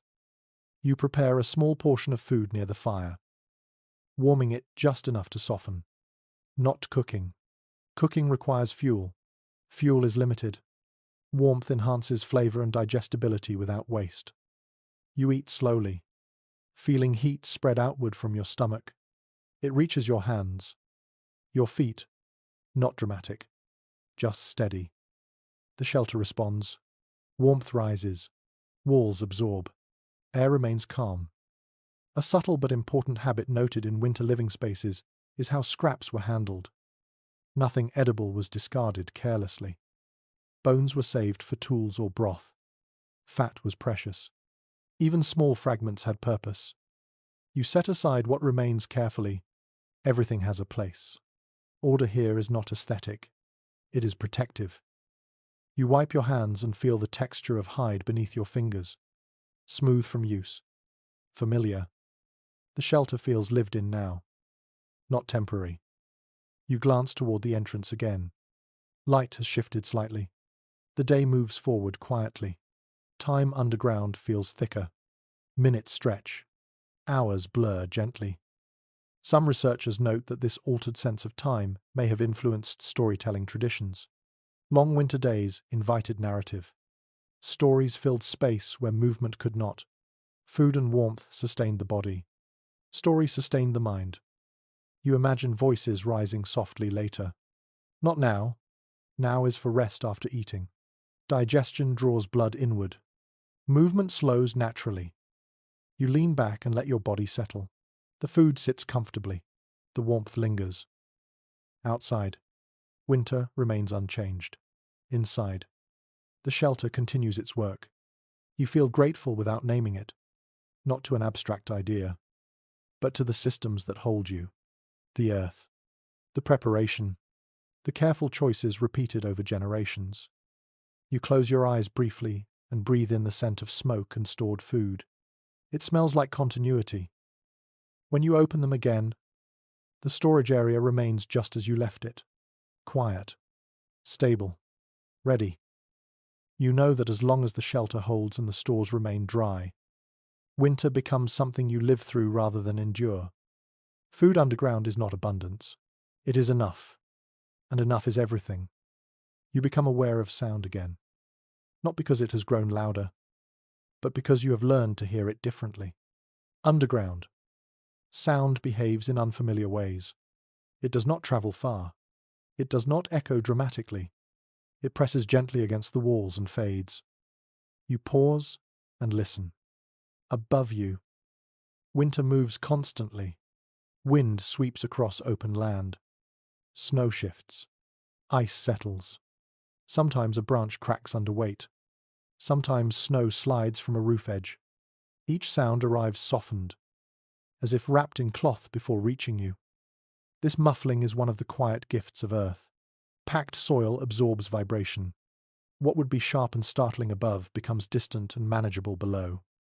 Observations from long-used underground dwellings show that this reduction in noise had real effects on stress and rest. Constant exposure to wind noise exhausts the body over time. Removing that stimulus allows muscles to relax more fully. You notice how your shoulders sit lower now than they did outside. Your jaw remains unclenched. Your breathing stays slow. The shelter does not just block cold. It dulls the relentless pressure of sound. You hear the fire first. A soft crackle. Then the breathing of others. Even that seems quieter than it should be. The earth absorbs excess, leaving only what is necessary. Outside, a gust rises suddenly. You hear it as a low, passing rush rather than a scream. It slides over the roof, finds no edge to grab, and moves on. Snow follows, whispering as it shifts. You imagine the same storm above ground, canvas snapping, wood creaking, teeth chattering. Here, the storm becomes background. There is solid evidence that people who lived underground during winter slept longer and more deeply than those in surface shelters. Reduced noise likely played a role. When the environment feels predictable, the body releases vigilance. You lie back and test this. You focus on the sounds around you. They repeat. Fire, breath, distant wind. Nothing unexpected intrudes. Even silence behaves differently here. It is not empty. It is full of muted presence. You feel enclosed rather than isolated. One detail often overlooked in discussions of underground life is how sound was used intentionally. Voices stayed low. Tools were handled carefully. Sharp noise traveled farther than expected in enclosed spaces. Quiet was maintained not by rules, but by awareness. You notice how people move. Feet slide rather than step. Objects are set down gently. The shelter teaches calm through feedback. Some accounts describe winter nights spent listening to storms pass overhead, knowing they could not reach you. That awareness brought a sense of security that surface dwellings struggled to provide. You listen now as snow begins again. Light at first, then steadier. Each flake lands above, muffled instantly. There is no drumming on a roof. No weight pressing down dramatically. Snow accumulates silently. This silence signals insulation.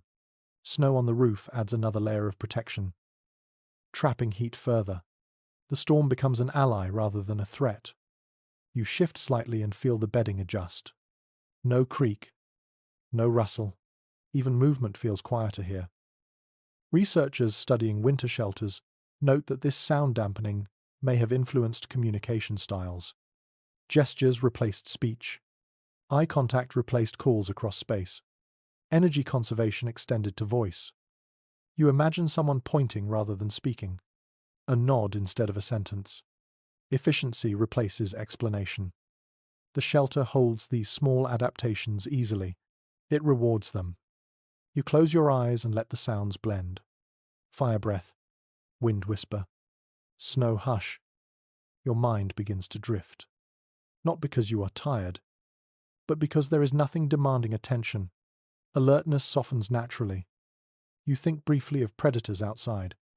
Wolves, coyotes, animals that move easily through winter. You listen for them.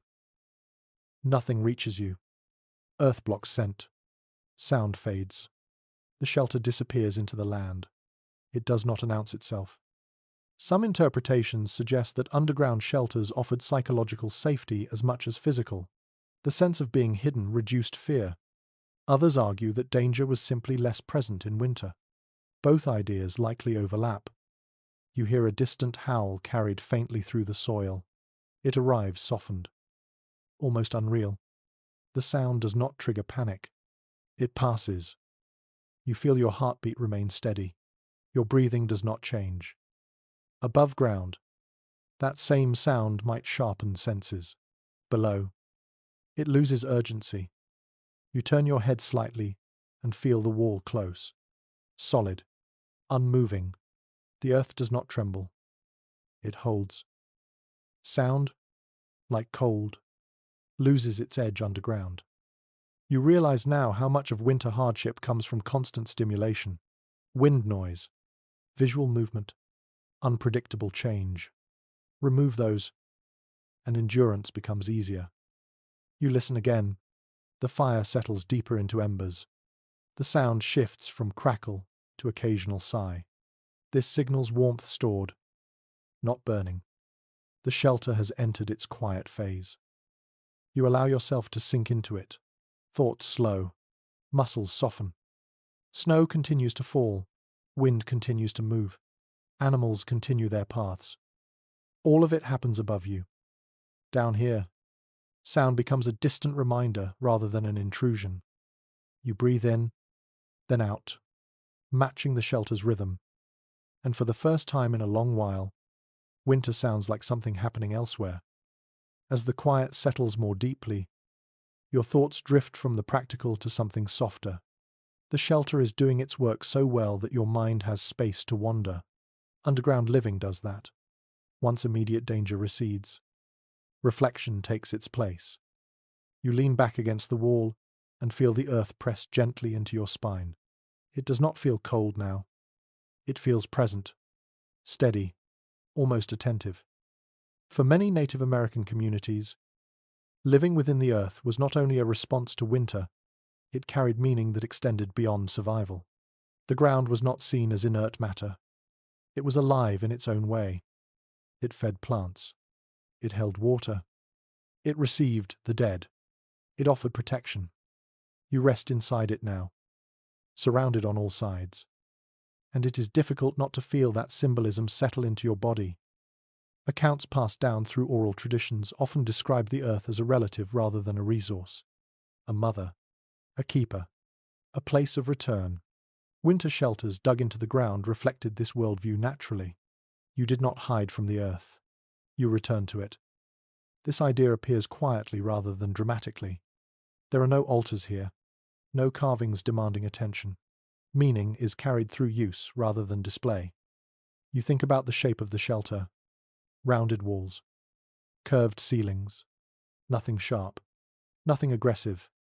The space feels enclosed in a way that resembles rest rather than confinement.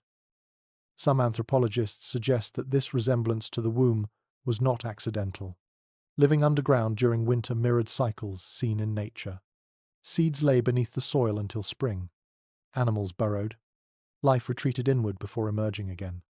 Others caution against reading symbolism, where practicality alone may explain form. Earth curves naturally when dug. Straight lines collapse. Round shapes endure. The truth may not require choosing one explanation over the other. You let that uncertainty sit comfortably. Meaning does not have to be singular. You notice how daily actions inside the shelter take on a quiet rhythm. Fire is tended. Food is shared. Sleep comes and goes. These routines feel grounding, both physically and mentally. Repetition offers reassurance. In many traditions, winter was a time for stories.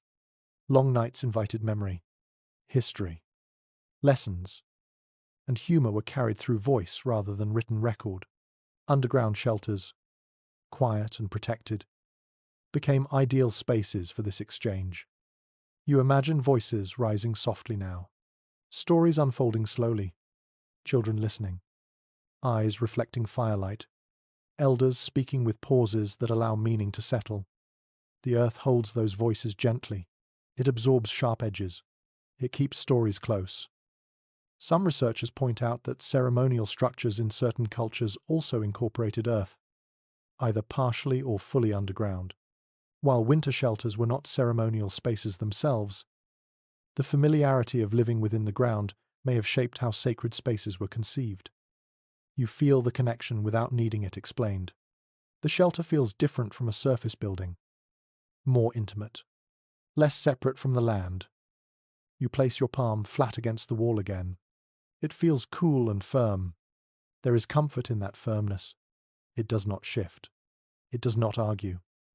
It simply holds. There is ongoing discussion about how spiritual beliefs influenced architectural choices and how architecture, in turn, reinforced belief. Did people feel closer to the earth because they lived within it? Or did they live within it because they already felt that closeness? The question remains open. You do not need the answer tonight. You consider how winter changes perspective. Above ground, survival often feels like a struggle against elements. Underground, it feels more like cooperation. The earth blocks wind. Snow adds insulation. Darkness encourages rest. This shift likely shaped how people understood their place in the world.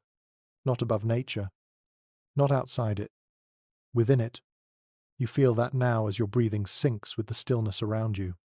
Each inhale draws air that has passed through soil. Each exhale returns warmth to the space. There is humility in this arrangement.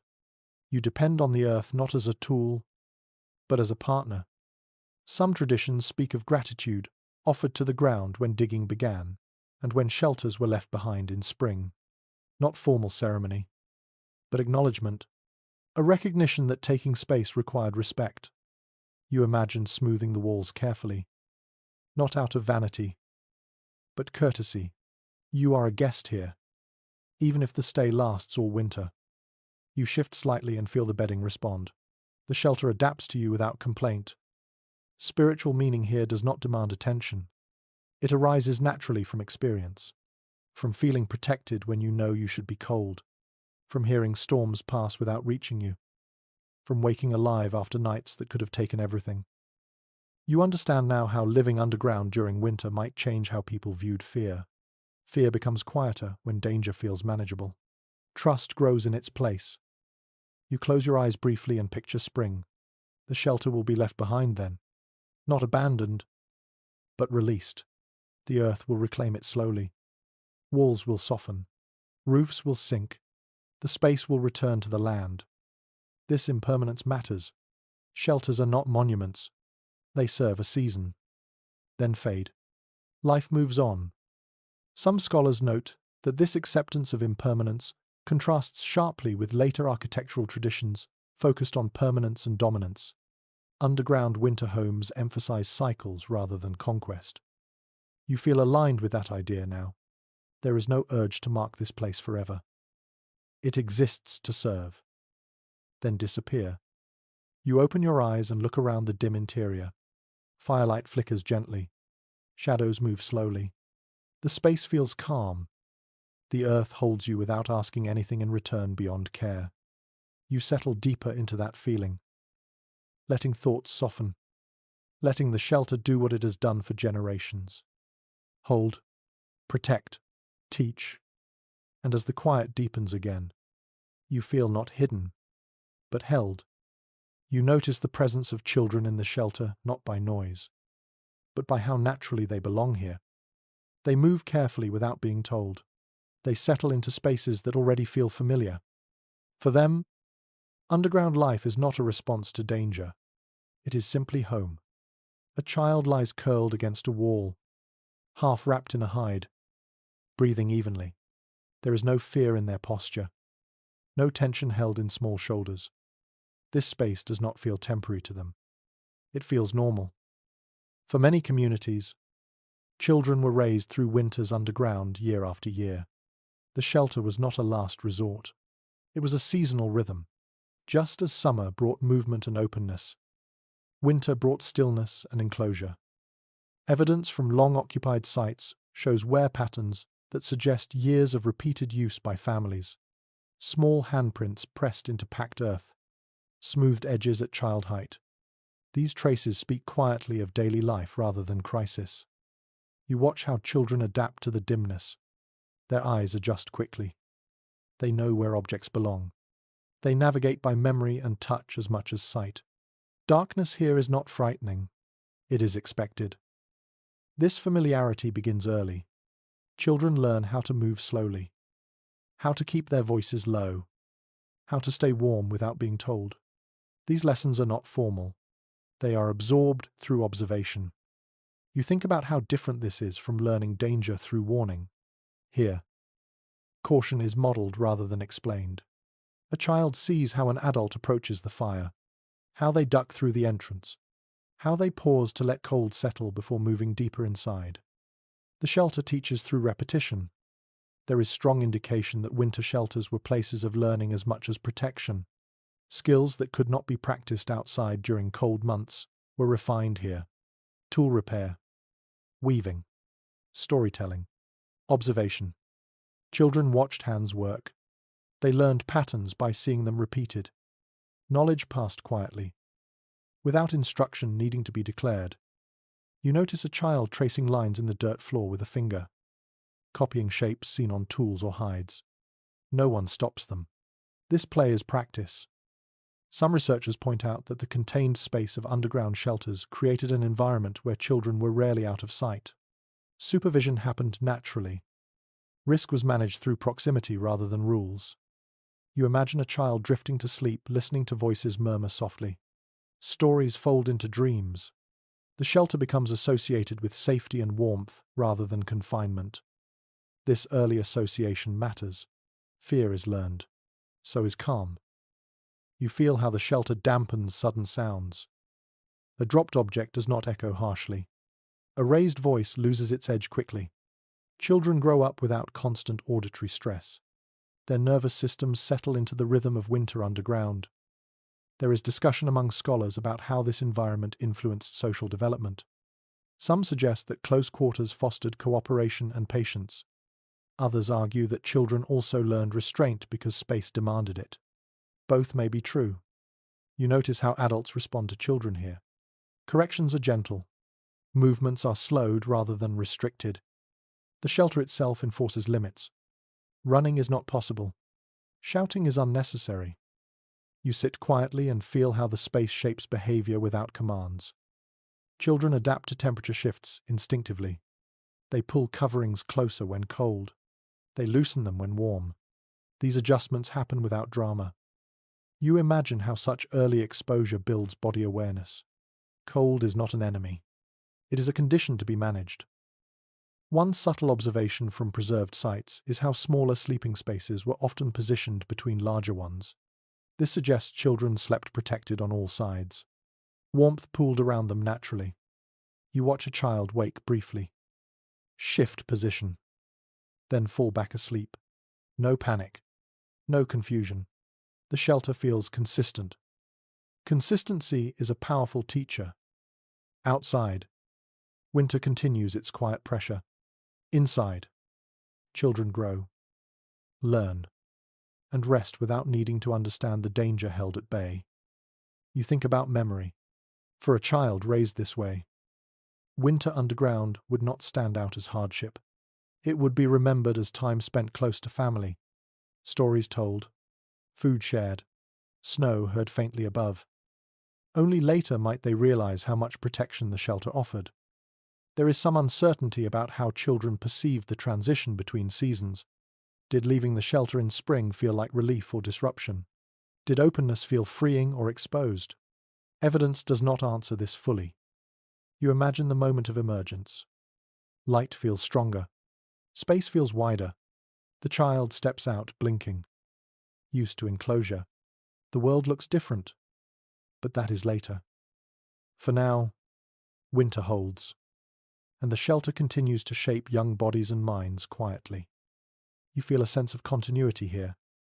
Generations passing through the same rhythms. Children growing into adults who will dig, build, and teach in turn. The shelter is not just a structure. It is a classroom, a nursery, a memory. You close your eyes briefly and listen again. Breathing. Fire. Soft movement. The presence of children adds another layer of warmth that fire cannot provide. You open your eyes and see a small figure watching the embers with quiet fascination, learning how warmth behaves, how fire lives and settles.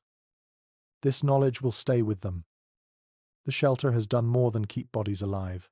It has held lives in formation, and as winter stretches on above, underground life continues, steady and patient, shaping the next generation without needing to announce itself. Your attention shifts naturally toward the quiet work that fills the shelter during daylight hours, much of it guided by women whose movements feel both practiced and unhurried. Their work does not announce itself, it unfolds steadily, shaping the rhythm of winter days underground. You watch hands move with purpose. Food is prepared slowly, measured carefully so nothing is wasted. Hides are checked, smoothed, turned so moisture does not linger. Tools are repaired rather than replaced. Each action serves comfort, safety, and continuity. Inside the shelter, tasks blend together rather than standing apart.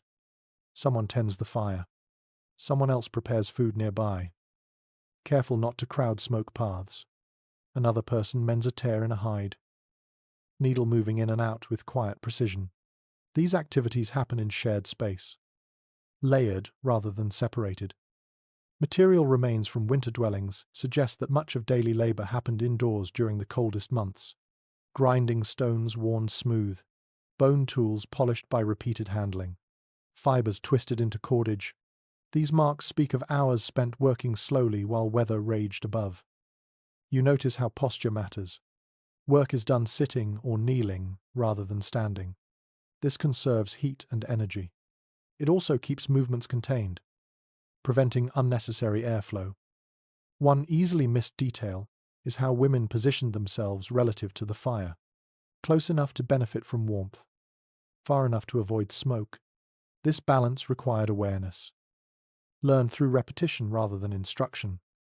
You imagine preparing food over low heat, not boiling vigorously, not roasting aggressively. Gentle warmth softens dried meat.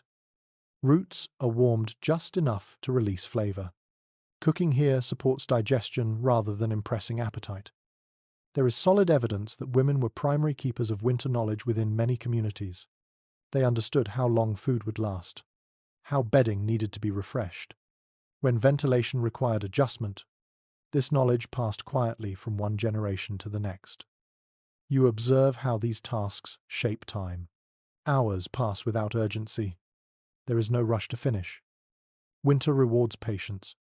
Quick work invites mistakes. You feel the shelter respond to this calm. Air remains still. Warmth holds steady. The space feels balanced.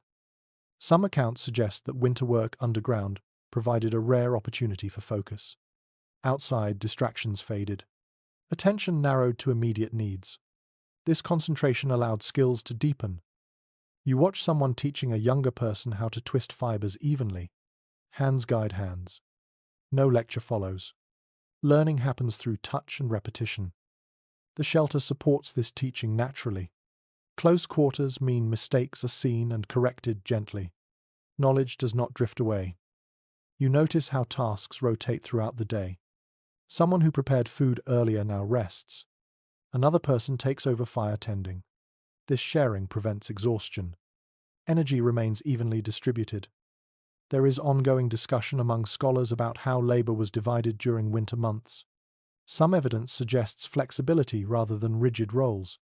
The shelter itself encouraged adaptability. Whoever was warm and rested handled the next task. You feel the fairness in this system. No one is idle for long. No one carries everything alone. You sit quietly and listen to the soft sounds of work. Grinding stone, rustle of hides, crackle of fire. These sounds replace the noise of wind and storm. You notice how scent changes throughout the day. Smoke thins. Food warms. Earth remains constant beneath it all. Smell becomes another signal of balance or imbalance. A subtle habit appears in many descriptions of winter life. Tasks slow as daylight fades. Not because work is finished, but because energy must be preserved. Artificial light is limited. Firelight serves warmth first. Illumination second. You imagine hands finishing one last repair before evening. Tools are placed carefully. Food is covered. The shelter transitions gently toward rest. Women settle closer to bedding areas. Still working, but at a slower pace. Conversation softens. Movements become smaller. You feel how this gradual slowing prepares the body for sleep. There is no abrupt stop. Activity fades naturally. Some researchers note that winter work underground may have strengthened social bonds by keeping people in close contact for extended periods. Cooperation was not optional. It was continuous. You observe how disagreements, when they arise, dissolve quickly. Space does not allow tension to linger. Calm is restored through shared necessity. You think about how different this feels from modern separation of work and rest. Here, they blend. Rest happens between tasks. Work happens gently around rest. The shelter does not divide time into strict categories. It allows flow. You lean back and feel the warmth near the wall. The earth continues to release stored heat. Firelight flickers low. The day nears its quiet end. You sense how the work done here is invisible from the outside. No one passing above would know the care unfolding below. Survival happens quietly, without display. You feel a deep respect for this unseen labor. It sustains life not through force, but through consistency. As evening settles, the shelter holds its balance. Food prepared, bedding adjusted, fire managed, air clean. The work of winter continues without urgency or strain. You rest with that awareness, knowing that each small task completed today will make the night gentler. And as darkness deepens above, the shelter remains steady below, shaped by hands that understand patience better than speed.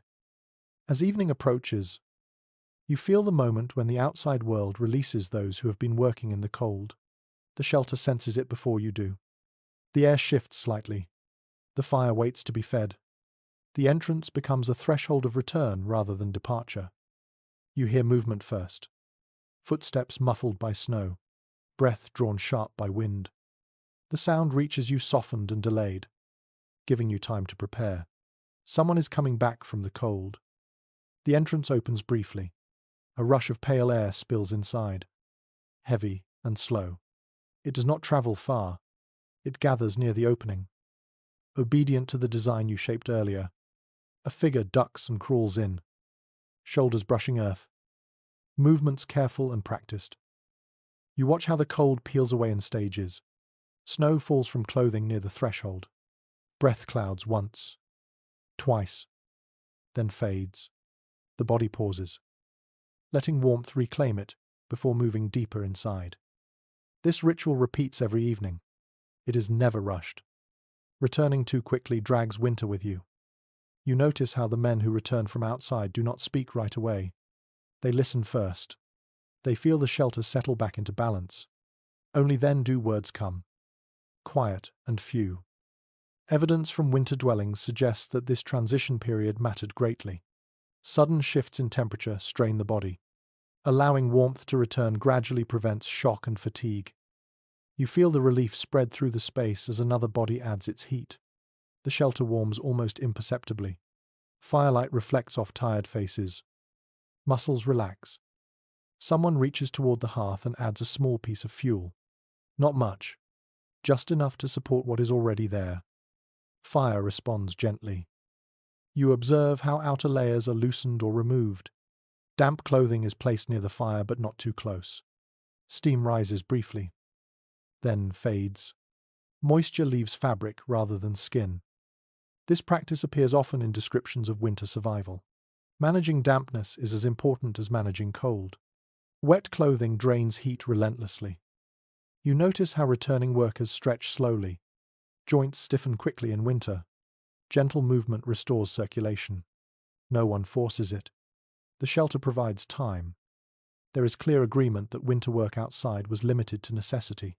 Fuel gathering, checking traps, brief hunts. Exposure was minimized.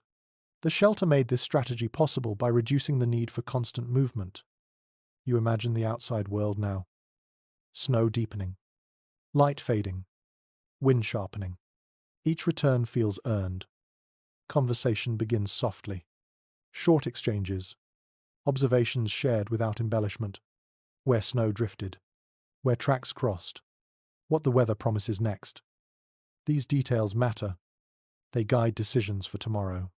Knowledge gathered outside feeds planning inside. You sit close and listen. The rhythm of speech is slow. No one competes for attention. The shelter dampens urgency. There is some debate about how leadership functioned in such moments. Some suggest elders guided decisions. Others point to situational leadership, where the person who went out spoke with authority on conditions. Both patterns likely existed. You feel how respect moves naturally here. It does not require titles. Experience speaks for itself. Someone hands over a small bundle of gathered fuel. It is inspected, then stored carefully. Supplies are counted silently. Nothing is assumed. Winter demands accounting. You sense how trust builds through these exchanges. Everyone knows what effort costs. No one wastes what someone else carried through cold and snow. The returning bodies settle into the shelter fully now. Warmth stabilizes. Air remains clean. The entrance is closed again. Outside feels distant. You notice how the shelter absorbs the energy of arrival. The space grows fuller, warmer, but not chaotic. It holds. Some researchers note that this daily return reinforced the sense of home more strongly than any structure could. Leaving into danger and returning to safety shapes attachment powerfully. You feel that attachment now. The shelter is not just where you sleep, it is where you recover. Food is passed quietly. A small portion. Enough to restore energy without burdening digestion. Eating after cold exposure feels grounding. You watch faces soften as warmth spreads from within. Hands relax. Shoulders drop. The fire crackles briefly, then settles again. It does not need to roar. Bodies have joined its work. You listen as someone describes a moment outside. A sudden gust. A hidden patch of ice. A glimpse of movement at the edge of vision. The story is brief. No drama. Facts suffice. The shelter receives these stories and holds them without amplifying fear. Experience becomes information rather than anxiety. You think about how different this feels from exposure alone. Alone. The cold presses thoughts inward. Sharp and urgent. Together, those thoughts disperse. There is still uncertainty among scholars about how winter isolation shaped emotional life. Some believe close quarters intensified bonds. Others suggest tension increased. Evidence points to both, depending on circumstance. You feel tonight leaning toward ease. The day's work is done. The shelter has done its part. The returning men settle near the warmer areas, not claiming space, simply fitting into it. Children shift slightly, drawn toward the added warmth without waking fully. You notice how sleep returns quickly to those already resting. Familiar voices and movements do not disturb them. The shelter feels predictable. You close your eyes briefly and sense the collective exhale. Everyone is inside. Everyone is accounted for. The outside world can do what it will now. The shelter has gathered its people. As the evening deepens, the fire dims further. Embers glow steadily. The walls release their stored warmth. The air remains still. You feel the satisfaction of survival not as triumph, but as continuation. Tomorrow will come. Tasks will resume. Cold will persist. But tonight, the shelter holds all who belong to it. And that is enough. Night settles fully now. And with it comes the understanding that this shelter was never meant to last forever. It was built with intention, not permanence. That thought does not bring discomfort. It brings clarity. You sit quietly and feel how the space changes when darkness completes its work. Firelight becomes the primary source of illumination. Shadows soften rather than sharpen. The shelter feels smaller, but also more complete. This place was always meant to serve a season. Across many regions, Underground winter shelters were designed to be temporary solutions shaped by immediate need and long experience. They were not monuments. They were responses. When winter loosened its grip, these spaces were left behind without regret. You imagine the spring thaw. Snow recedes. Ground softens.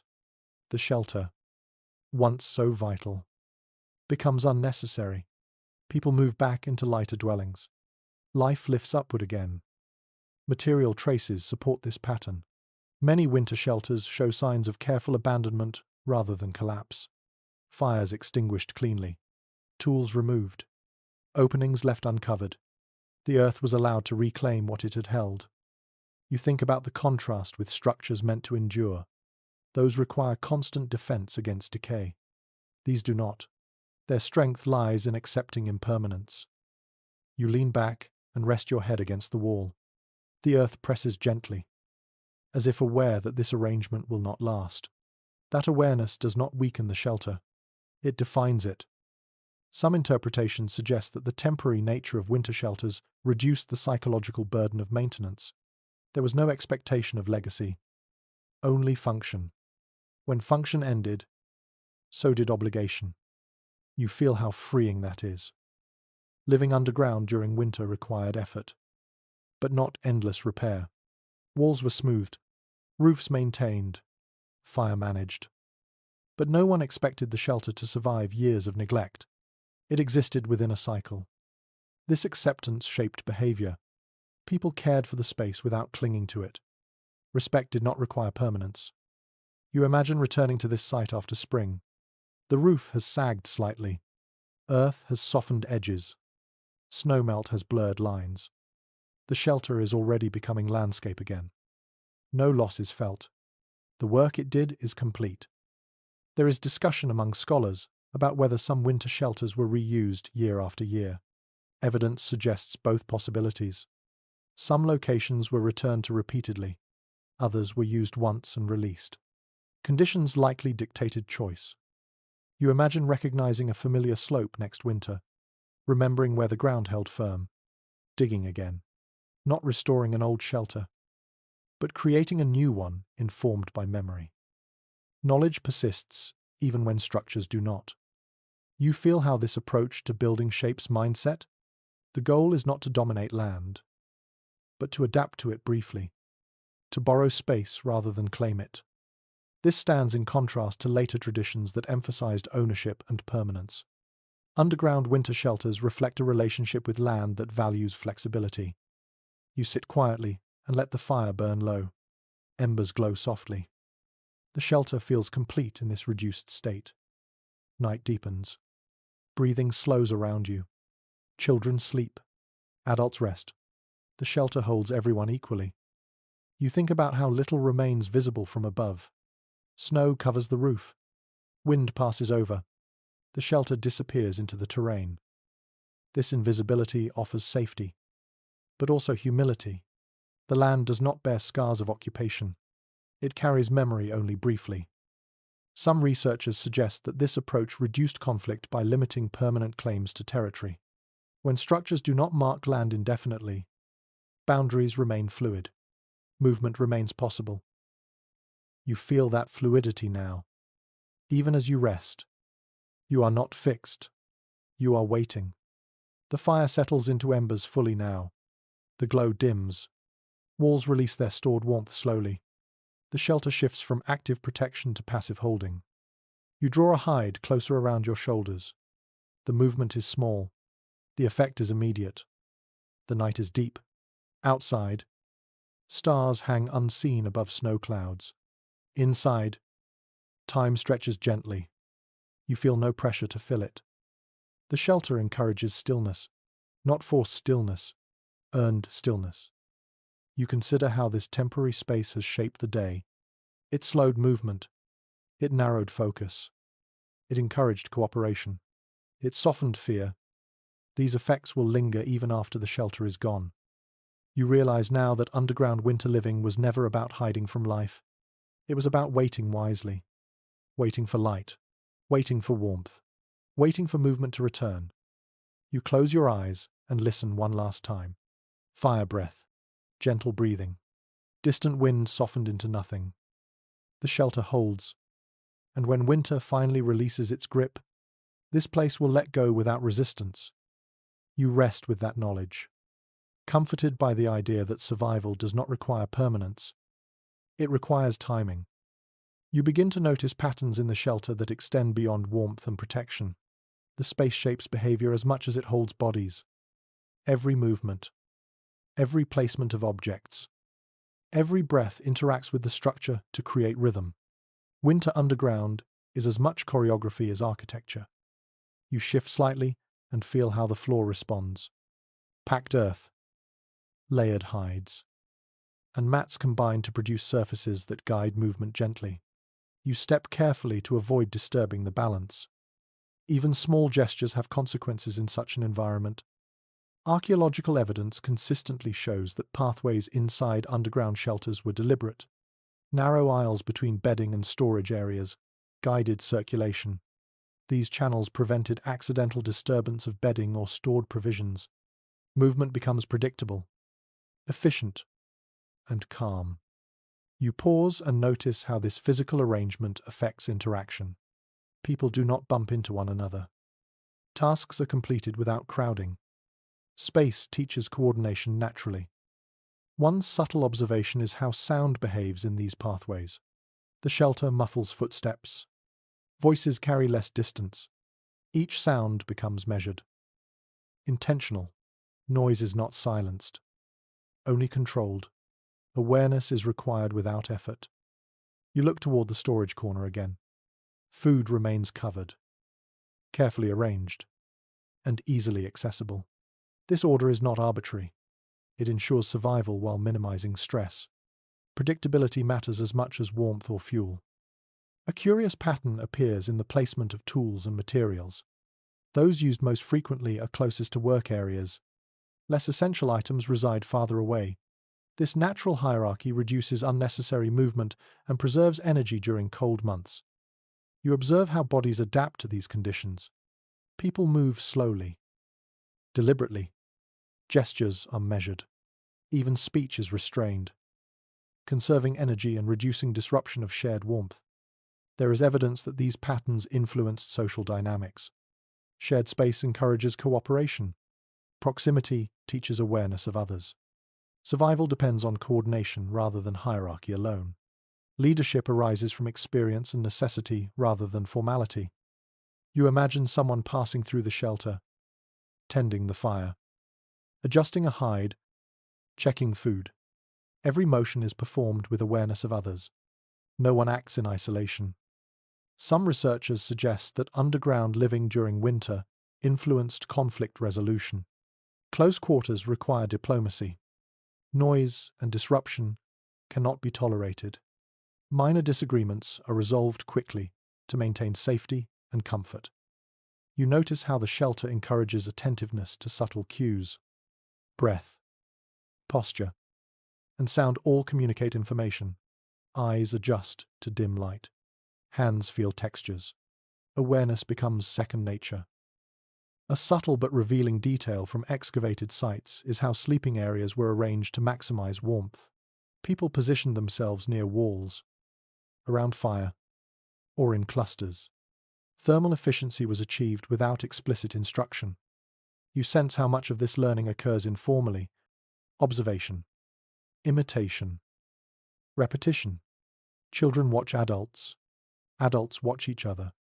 Patterns emerge naturally over time.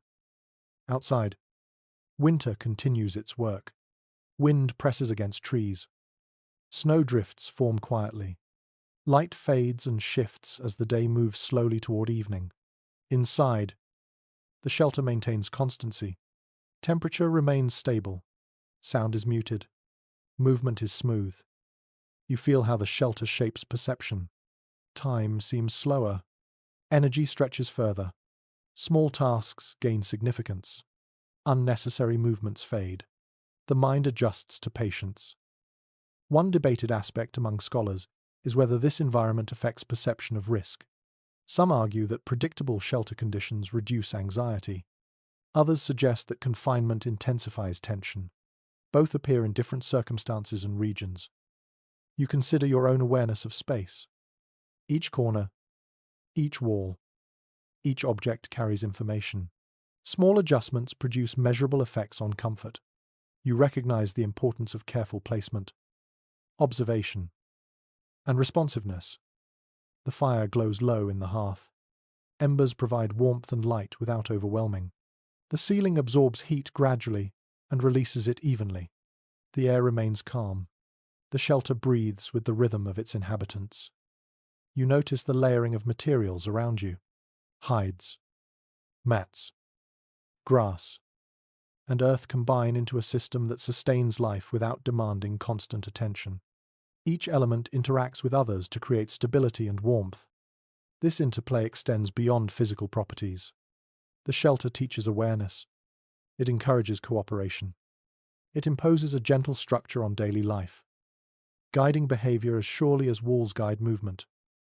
You shift slightly and feel the balance of warmth and space around you. Bodies rest in clusters. Heat spreads naturally.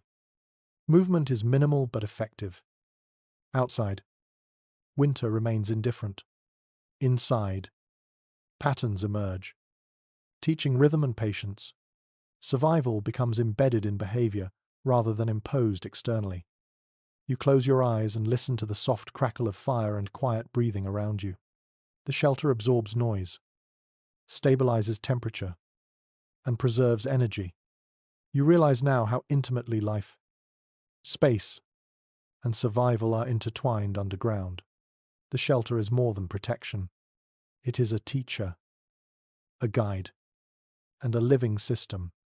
And as the night deepens further, you rest, aware that the structure you inhabit has shaped how bodies, minds, and routines flow in perfect harmony. You find yourself reflecting on the contrast between underground living and surface dwellings. Above, winter dominates with wind, snow, and ice. Life is exposed. Each step is calculated. Energy is taxed constantly.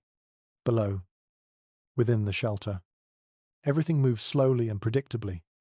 You realize how much of survival depends on choosing where to exist, not just how to endure. The walls around you absorb heat gently from the fire and from bodies nearby. Even without direct sunlight, warmth is retained in ways that would be impossible above ground. The earth functions as both barrier and partner, holding temperature steady while providing a consistent boundary. You run your hand along the packed earth. Smooth, cool initially, then gradually transferring warmth from your palm. The surface is alive with memory traces of past seasons, the impressions of bodies that have rested here for generations. These impressions guide movement, showing where to step, where to sit, where to store materials. Evidence from archaeological studies indicates that many underground shelters were reused across winters, and in some cases decades. Layers of soil, ash, and bedding reveal careful maintenance, rather than complete abandonment. Between seasons, people returned not to reclaim space, but to continue the cycle of survival and learning. You observe how the shelter shapes social interaction. Close quarters require cooperation. Tasks are shared naturally. Conversation is measured. Noise is reduced by both design and habit. Movement becomes predictable, minimizing disruptions. These constraints encourage attentiveness to one another, strengthening bonds without explicit instruction. One detail rarely noted is how sleeping arrangements reinforce communal warmth. Children are placed near adults, with layers of bedding between and around them, maximizing thermal efficiency. This arrangement also fosters safety and instruction. Observing adults demonstrates survival techniques naturally. Safety, warmth, and learning all overlap seamlessly. You shift slightly to the side, careful not to disturb the balance of people and heat. Your posture is deliberate, aware of air currents and embers. Even small movements affect temperature distribution. You feel the subtle shift as warmth from another body reaches you, integrating into your own. Energy is conserved collectively, rather than individually. Some anthropologists suggest that this shared space influences emotional resilience. Being close to others while insulated from extreme cold allows stress to dissipate, creating a calm environment conducive to rest, observation, and quiet reflection.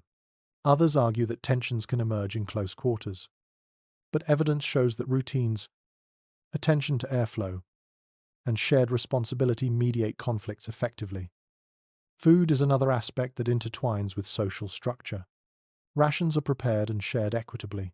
Stored provisions are handled with care, rotated to prevent spoilage. Practices evolve subtly over time, informed by observation rather than formal rules. This consistent attention reinforces stability in the shelter, ensuring that all who reside within are sustained. You notice the careful positioning of tasks throughout the day. One person tends the fire while another prepares food. A third mends clothing or bedding. Children observe and sometimes assist, gradually absorbing skills and awareness without instruction. The rhythm of labor mirrors the rhythm of the shelter itself, steady, responsive, predictable. Above, winter rages with occasional bursts of wind and snow. Yet inside, the shelter maintains its equilibrium. Warmth persists. Noise is absorbed. Movement is moderated. Survival has become both a physical and social choreography. You reflect on light. Entryways and smoke holes allow minimal sunlight to penetrate, timed to maximize heat and ventilation. Patterns of movement, placement of fire, and bedding arrangements all respond to these subtle environmental cues. Each choice is practical, yet carries a quiet elegance. The shelter does not impose grandeur, it prioritizes efficiency, safety, and predictability. You shift again, lying partially on your side, feeling the gentle pressure of bodies nearby and the residual warmth of embers below. The air is steady, clean, and breathable. Layers of hides and bedding trap heat without obstructing airflow. Even small adjustments, turning slightly, repositioning an arm, adjusting a hide, affect the distribution of warmth and comfort. The shelter is dynamic, responding to those who inhabit it. Some debate exists about whether these structural and behavioral patterns reflect cultural values or purely practical solutions. Likely both coexist. The design ensures survival while subtly shaping social cohesion, teaching coordination, and transmitting knowledge. Life underground becomes an integrated experience, where architecture, behavior, and environment operate together. You notice that your breathing has slowed. Muscles have relaxed. Even your mind feels quieter, attuned to subtle rhythms rather than external chaos. The shelter holds bodies, temperature, and attention in a delicate balance that fosters rest, observation, and learning. Firelight flickers softly against the walls. Shadows deepen without sharp edges. The ambient heat radiates gently, and you recognize how much of your comfort depends not on the intensity of the flame, but on the cumulative effect of design, material, and awareness. The shelter itself has become a system in which each element, earth, fire, air, and human, supports the others seamlessly. Outside, the storm persists. Yet the sound is softened, distant, almost abstract. Inside, life continues. Patterns repeat. Survival is steady, calm, and deliberate. Every action, no matter how small, contributes to the balance. You close your eyes briefly, absorbing the sense of continuity. Generations of people have lived through similar conditions, moving, resting, observing, and learning within the same rhythms and spaces. Each decision, each adjustment, builds on the ones before, creating a legacy of knowledge embedded in the shelter itself. As you breathe slowly, you understand that the underground winter home is more than protection. It is a teacher, a stabilizer, and a quiet organizer of life. The shelter holds not only bodies but knowledge, social cohesion, and memory. You allow yourself to sink fully into this awareness, resting in the warmth, calm, and security it provides. You take a moment to observe how the shelter manages energy, not just of heat, but of human effort. Movements are minimized naturally. Tasks are prioritized intuitively. Even conversation is measured. This conservation is not taught formally. It is absorbed through repetition and the immediate feedback the shelter provides. You notice how sitting in one place allows warmth to accumulate without additional fuel. Slight shifts of posture redistribute heat from body to body. Hands resting near the fire or against hides amplify the effect. Energy is used efficiently, even unconsciously. Underground living transforms necessity into a subtle art. Evidence from winter shelters across northern regions shows that occupants developed routines aligned with these principles. Activities are sequenced according to proximity to warmth, lighting, and airflow. Children observe adults performing these tasks in rhythm, internalizing habits without instruction. Knowledge transmits naturally through presence and example. You hear the faint sound of wind brushing over the roof, softened by the earth above. It is constant but not threatening. The shelter filters both sound and cold, creating a predictable environment. You sense how this predictability allows the mind to rest while remaining attuned to essential signals. Awareness without anxiety is a survival skill in itself. One subtle but revealing observation is how objects are placed to support energy efficiency. Tools and materials are arranged in order of frequency of use. Food stored for immediate needs sits near the center of activity. Less frequently needed items remain along the walls. Movement flows naturally, minimizing wasted effort and unnecessary exposure to cold. You lean slightly to adjust a bundle of grass under a hide. The action is small, but it affects the distribution of warmth in the area. You feel the difference immediately. Such minor adjustments have a cumulative impact over long winter nights. Energy is preserved. Comfort is maintained. There is broad agreement among researchers that shelters were designed with both physical and social energy in mind. Warmth is conserved. Effort is minimized. And interactions are structured to reinforce cooperation. Individual needs are balanced against collective efficiency. Every action is guided by the constraints and affordances of the space. You glance toward the fire. Embers glow steadily, radiating heat that is absorbed by the walls and redistributed. You notice how this energy persists long after active burning has ceased. The shelter acts as a thermal reservoir, reducing the need for constant fuel. This design allows inhabitants to conserve both material and physical energy. Children observe silently as adults adjust bedding, stir embers, and move with care. Their attention is gentle and attentive. Every small action becomes an informal lesson. Movement, posture, and placement are internalized as part of survival. Learning unfolds in tandem with daily routine. You notice that the shelter has a subtle hierarchy of space, proximity to the fire, bedding layers, and airflow patterns all inform the most effective positions for rest and activity. Occupants adapt naturally to these patterns. The structure enforces order without explicit rules. Guidance comes from the environment itself. Some scholars argue that this informal system influenced social behavior and community cohesion. Close quarters encourage cooperation, empathy, and patience. Decisions are made with awareness of others. Survival is distributed collectively rather than shouldered individually. Evidence supports this as a recurring pattern across multiple cultures. You shift slightly, testing how warmth moves across bodies and surfaces. The subtle redistribution is immediate. Every movement has an effect, reinforcing the delicate balance maintained by the shelter's design. Awareness of this interdependence becomes second nature to those living within it. The fire crackles softly. Its heat is steady, enough to sustain comfort without creating excess smoke or drying the air. The glow illuminates textures of packed earth, hides, and grass, revealing the work of countless hands that shaped this space over years. Every surface bears traces of care and use. You consider how time is experienced underground.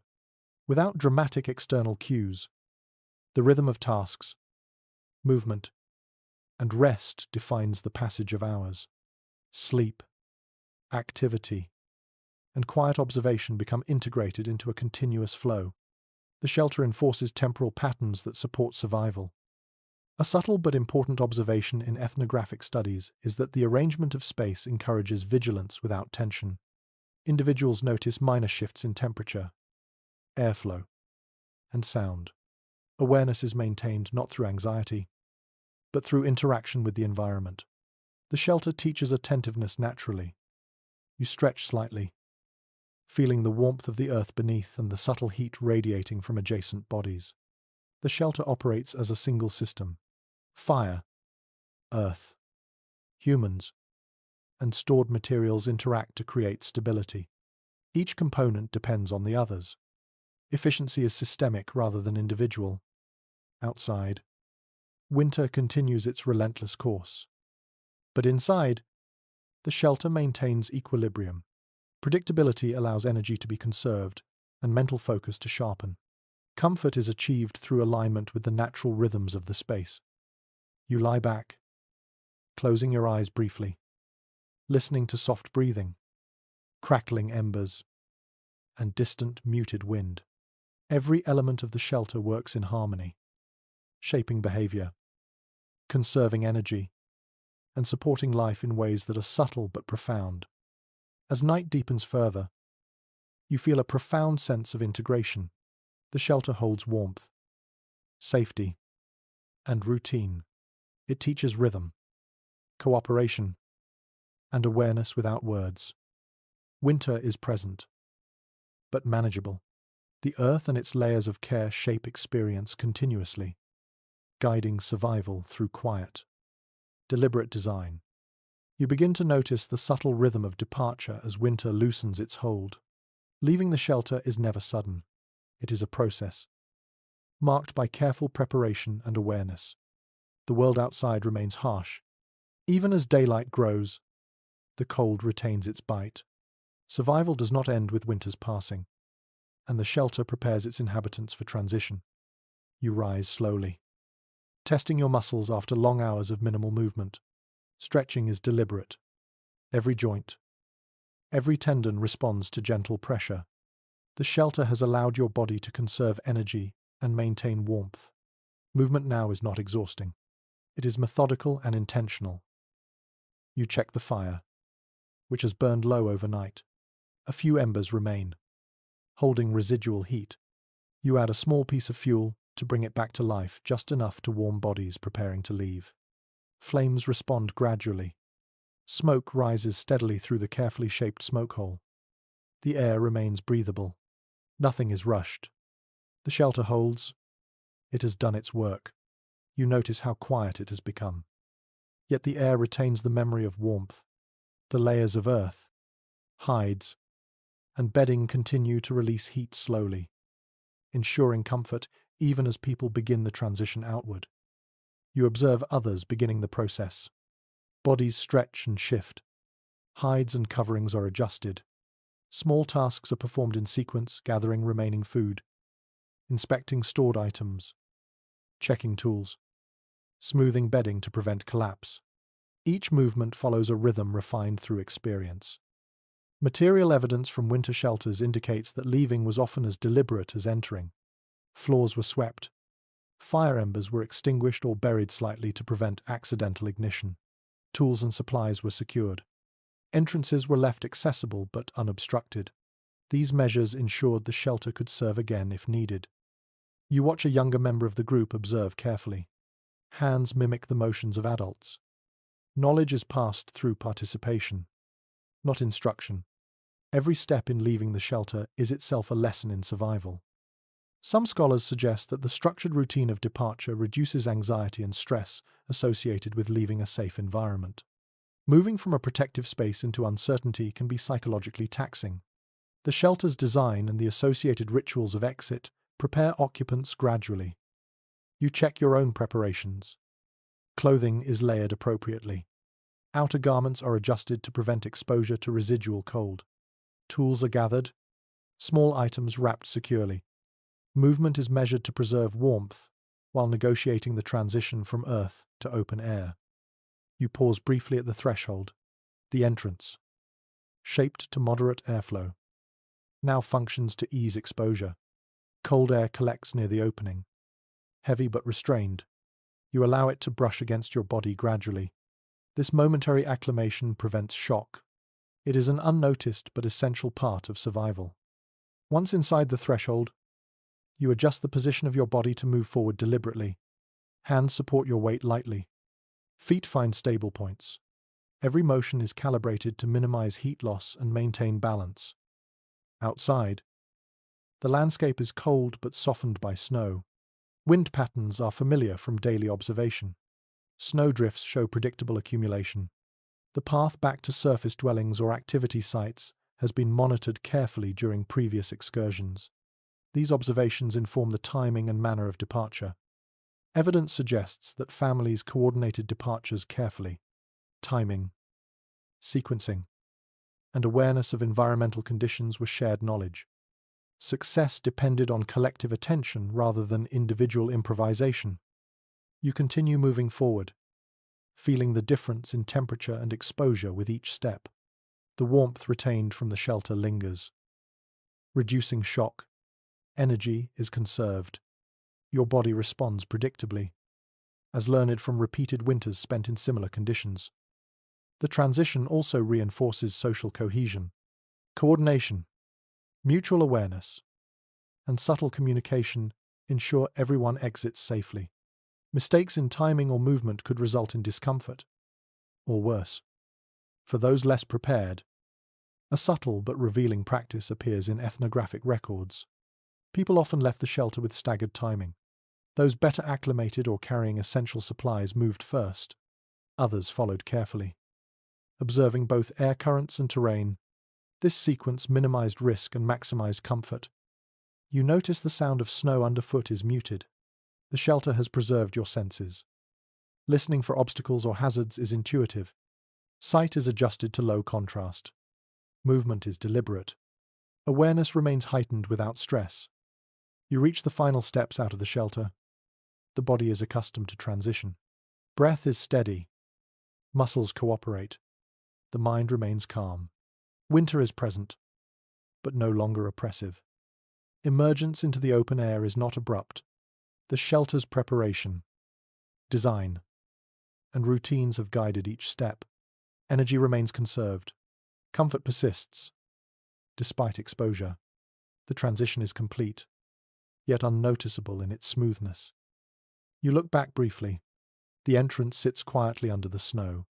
It will remain ready for future use. The earth has absorbed and released warmth, held bodies safely, and supported learning. Its work continues even as you leave. This process teaches more than survival. It imparts patience, coordination, awareness, and trust in both people and environment. The shelter is more than a structure. It is an extension of knowledge and practice, shaping each life that passes through it. And as you continue beyond the threshold, you carry with you lessons embedded in walls, floors, and layers of earth. Winter persists above, yet the shelter's influence remains within, guiding steps, movement, and breath in harmony with the environment. You pause briefly in the open air, allowing your senses to adjust fully after the sheltered stillness. The cold presses against exposed skin, reminding you that even a few steps outside require awareness. The transition from the regulated environment of the shelter to the unpredictability of winter above ground reinforces lessons learned below. Every movement, every breath, every step is informed by prior experience. You notice how the landscape changes with subtle shifts in light and temperature. Snow reflects a pale illumination, diffusing shadows and softening edges. Wind patterns remain familiar from previous observations, yet new gusts remind you of the environment's constant variability. This is the challenge of winter-life balance between predictability and adaptation. There is broad agreement among researchers that knowledge of the surrounding terrain was as vital as shelter design itself. Trails, windbreaks, and resource locations were memorized. Returning from excursions depended on integrating these spatial cues with awareness of conditions. Underground shelters facilitated this learning by offering a controlled starting point for observation and preparation. You check your own movements. Every step distributes energy efficiently. Your feet sink slightly into soft snow, absorbing impact and reducing fatigue. You pause to adjust a garment, maintaining warmth without creating unnecessary bulk. These small actions compound over time, conserving energy and supporting endurance. You recognize that mastery of such minute adjustments is crucial in winter survival. Children move carefully alongside adults. Their observation skills, sharpened over weeks or months underground, allow them to anticipate patterns. Watching older individuals navigate snow and wind teaches timing, body positioning, and pacing without explicit instruction. These lessons are essential for life outside the shelter, forming a bridge between learned habits and environmental demands. A subtle detail from ethnographic studies highlights the coordination required during transitions between shelter and surface. Adults often monitor both the terrain and each participant's condition, adjusting pace to accommodate fatigue, clothing adequacy, and alertness. This form of tacit leadership maintains safety while reinforcing social cohesion. Every individual is both observer and observed, contributing to collective awareness. You glance back at the shelter.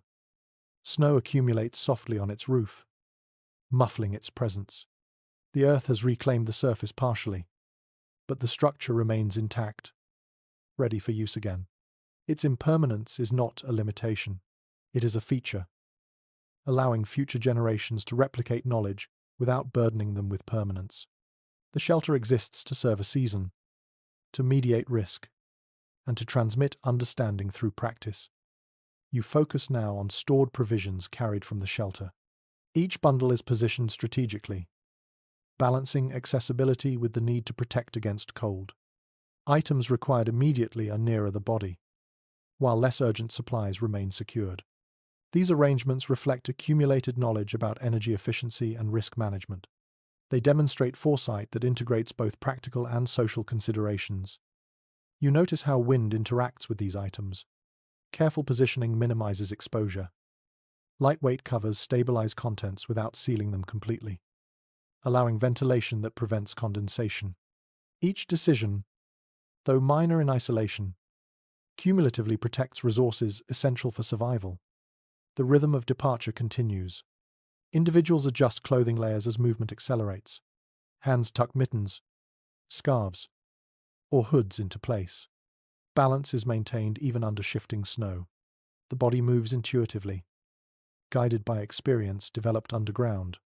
Patterns of movement are repeated from prior excursions, reinforcing muscle memory and awareness. There is some scholarly discussion about whether these practices were formalized or entirely emergent. Evidence suggests that routine, repetition, and observation transmit knowledge effectively without codified instruction. Survival skills, including careful movement, layering, and pacing, are learned collectively, embedded within daily patterns of activity. You note the impact of exposure on physiology. Body temperature decreases gradually, avoiding sudden shock. Breathing is controlled, timed with movement to optimize oxygen intake without excessive cooling. Energy is allocated according to necessity, conserving reserves for extended activity. The shelter's previous lessons inform these adjustments. Children and younger adults observe the flow of movement attentively. They mimic posture, timing, and sequencing. Through participation, they internalize environmental cues, learning to integrate shelter knowledge with surface conditions. This experiential learning reinforces the symbiotic relationship between structure, routine, and environmental adaptation. You continue forward, mindful of footing and distance. Each step is intentional. Momentum is moderated to maintain warmth and energy. Snow shifts underfoot, but prior knowledge of terrain guides placement. Small decisions compound to maintain overall stability and safety. The shelter behind you serves as both reference and refuge. Its design, careful use of space, and accumulated knowledge allow safe interaction with the challenging environment. It has functioned as a mediator between human vulnerability and environmental harshness. transmitting lessons through repeated engagement. You pause again to observe the landscape. Patterns of snow, wind, and light provide immediate feedback. Recognition of these patterns ensures safe navigation. The environment is demanding, but familiarity cultivated underground informs response strategies. Every choice is grounded in both instinct and learned practice. You inhale deeply, allowing cold air to reach your lungs fully while maintaining controlled exhalation to minimize heat loss. You feel alert and prepared. Your body integrates prior lessons seamlessly, adapting to surface demands without conscious effort. This fluency is a testament to the efficacy of the shelter and the practices it enforces. Emergence into winter above ground reinforces understanding. You are not merely surviving, you are executing knowledge shaped by experience, structured routine, and environmental feedback. The shelter continues to teach, even indirectly, through patterns learned and internalized. You pause one final time to appreciate the shelter's role, not as permanent architecture, but as a dynamic space that guides behavior, mediates risk, and fosters learning. It holds bodies, knowledge, and rhythm, preparing individuals for movement, observation, and endurance outside. Its influence persists long after departure. You feel the weight of winter pressing lightly against the landscape, yet the shelter behind you has prepared you to move through it with measured care. Each step is informed by habits cultivated underground. Energy is conserved. Awareness is heightened. Survival has become a rhythm rather than a struggle. You notice how snow reflects the weak winter light, diffusing shadows and reducing visual contrast. This soft illumination is deceptive. Surfaces may appear uniform, while subtle ridges and ice remain hidden. You adjust your stride, placing feet deliberately to maintain stability.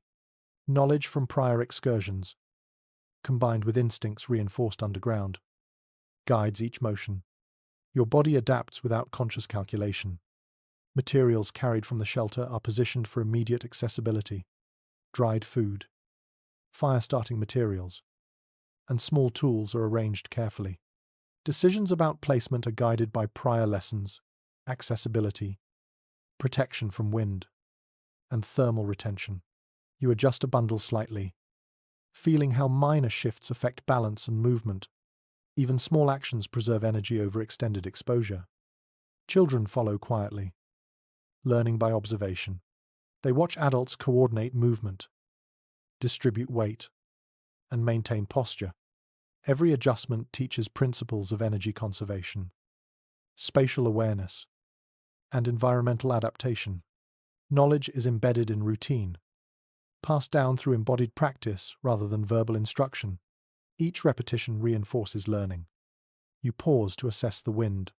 Its direction, strength, and consistency are all familiar from repeated monitoring. Shifts in snow patterns, the gentle bending of tree branches, and faint echoes from distant terrain all provide information. This is winter literacy, a comprehension of the environment developed through attentive engagement, taught subtly through repeated experience within the shelter and through guided excursions. Some scholars note that this kind of knowledge transmission relies less on explicit teaching and more on immersive participation, observation, imitation, and responsive action replace formal instruction. Children internalize patterns and sequences, learning to anticipate and respond appropriately. The shelter's design facilitates this learning by providing predictable starting conditions and reinforcing safe behaviors. You step carefully over a patch of snow that has accumulated unevenly. Beneath it, ice has formed, hidden yet perceptible to practiced feet. The body instinctively adjusts to subtle cues: texture underfoot, temperature variation, the weight of each step. These responses are refined through countless hours spent moving in and out of underground spaces and across the surrounding terrain. You glance back at the shelter. Its presence is quiet but profound. Snow has accumulated on the roof, softening its outline and muting sound. The earth has absorbed and released warmth, stabilized the internal atmosphere, and taught its inhabitants through patterns of engagement. Its design continues to influence behavior even after you have left. Above, winter's elements continue their steady work. Snow shifts and drifts. Wind pressures adjust. Light fluctuates. You navigate this environment with measured awareness, conserving energy while maintaining stability. Every decision, from footing to clothing adjustment, reflects accumulated knowledge reinforced within the shelter. You adjust layers of clothing to balance insulation and breathability. Heat retention is crucial, but overheating can lead to moisture buildup and loss of comfort. Each adjustment is deliberate, informed by past experience. The subtle interaction between body, clothing, and environment becomes intuitive through repeated practice underground. Movement is shared. Those accompanying you follow similar rhythms. Coordination is achieved not through explicit commands but through observation and subtle cues. Proximity, pace, and posture are all synchronized. The social structure embedded in shelter routines extends seamlessly into surface activity, maintaining safety and efficiency. You notice how sensory perception adapts. Hearing is calibrated to detect subtle shifts in snow or wind. Sight is adjusted to discern texture and depth despite diffuse light. Touch provides feedback on surface stability. The body and mind operate as an integrated system, shaped by the combined experience of shelter and environment.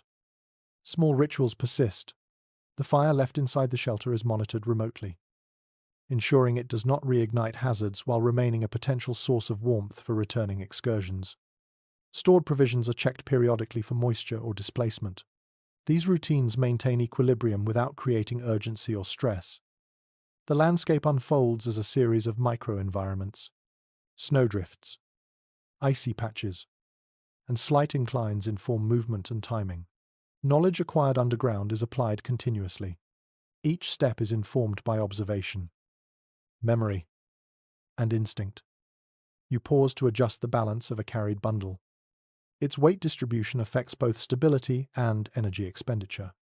Such small considerations, repeated over hours and days, make the difference between comfort and exhaustion. The shelter has taught attentiveness to these nuances through controlled experience. Children move alongside, practicing observation and adjustment.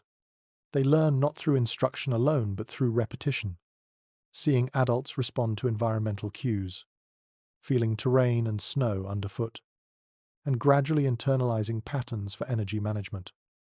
Safety and efficiency. The shelter has instilled habits that extend into surface survival. As daylight diminishes and winter shadows lengthen, the knowledge embedded in the shelter continues to influence action. Movement remains deliberate, energy conserved, awareness heightened. The interplay between environment, structure, and human behavior is seamless. You breathe slowly, feeling the cumulative effects of shelter, warmth, and careful movement. Energy is preserved. Awareness is integrated. Survival is maintained not by force, but by alignment with the rhythms and lessons of the environment. Every element, the earth, fire, bodies, and routines interacts to create stability. And as you continue through the cold landscape, you recognize the shelter's influence persists. Its design, routines, and accumulated knowledge guide not only your physical actions but also your perception, decision-making, and attention. Winter remains present, but its challenges are manageable because of the preparation, observation, and rhythms instilled underground.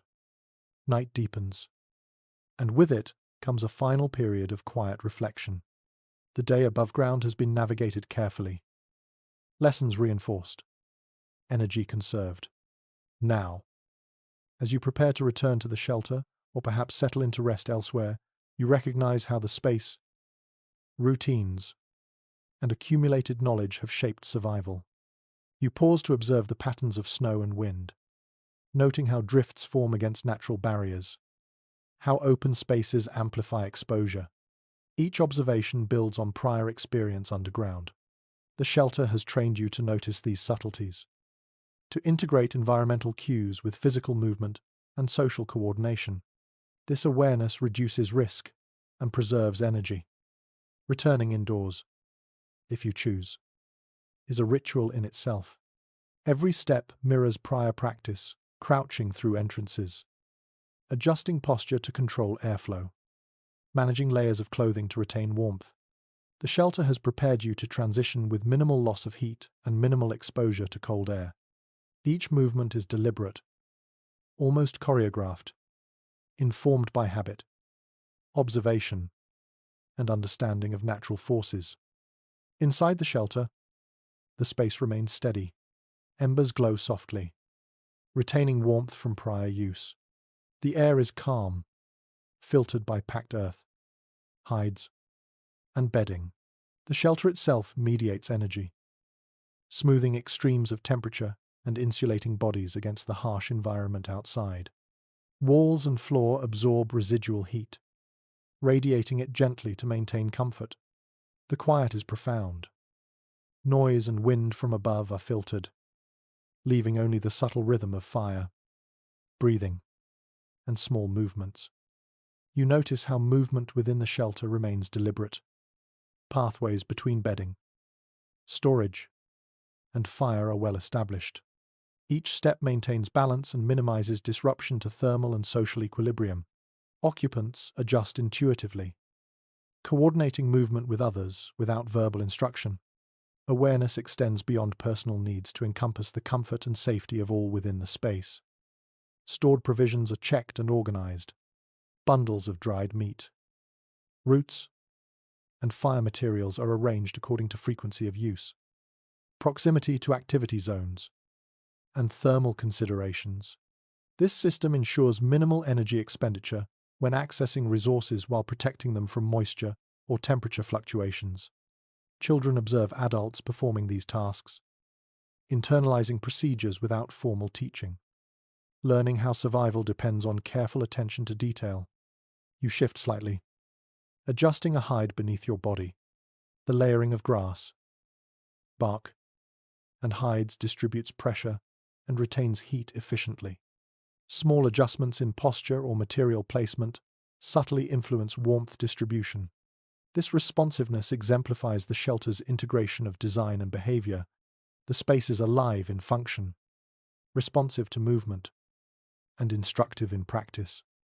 Fire is tended gently. A small piece of fuel added maintains embers without producing excess smoke. The glow warms nearby bodies and energizes the packed earth, which slowly radiates heat throughout the shelter. Air remains clean and breathable. The fire, bedding, and walls interact as a system, stabilizing temperature, distributing warmth, and teaching inhabitants the subtle dynamics of energy management.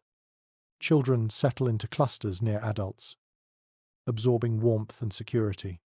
Their presence reinforces thermal efficiency, and their observation reinforces learning. The shelter functions as an immersive classroom, transmitting knowledge about movement, coordination, and environmental awareness through practice rather than explanation. Skills acquired in these conditions translate directly to survival outside. You lean back, closing your eyes briefly, and feel the cumulative effects of shelter, movement, and energy management. Muscles relax, breathing slows, awareness sharpens subtly, attuned to the soft rhythms of the fire, air, and nearby bodies. The shelter has mediated experience throughout the day, shaping both body and mind to operate in harmony with environment and community. There is subtle acknowledgement that this space is temporary. Its impermanence is integral to its function.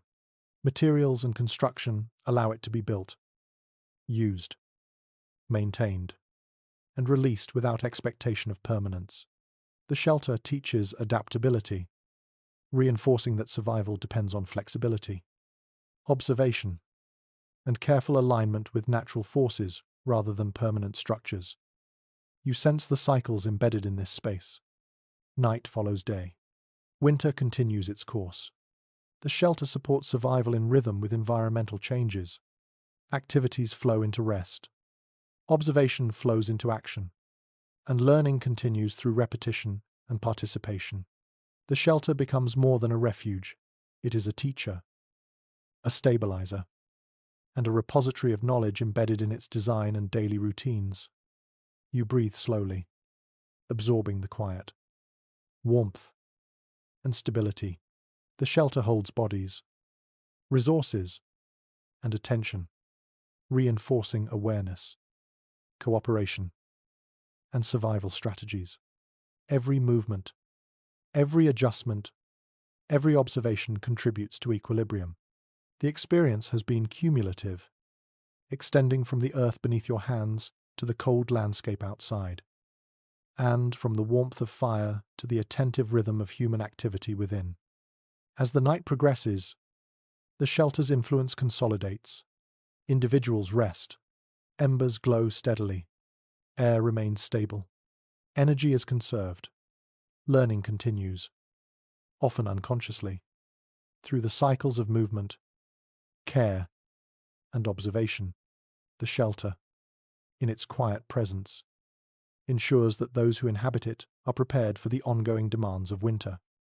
And as the final hours of this day unfold, you understand that survival is not solely a function of warmth, food, or protection. It is a product of alignment with the earth, with environmental rhythms, with social patterns, and with practices refined over generations. The shelter is not merely a space. It is a system of knowledge, behavior, and support. You close your eyes fully now, letting the accumulated warmth, rhythm, and guidance settle around you. Winter remains outside, vast and indifferent. Yet inside, the shelter has held, guided, and preserved. Knowledge, practice, and observation converge in comfort and security. Tonight, it has done its work. The fire dims into gentle embers, sending warmth into the packed walls and floor. Outside, winter whispers softly, snow shifting with subtle pressure, wind tracing invisible lines across the landscape.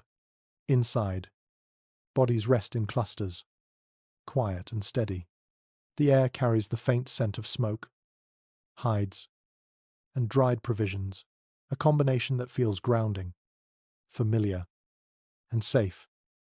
You feel yourself slowing, letting the rhythm of the shelter and the collective breathing of its occupants guide your mind toward rest.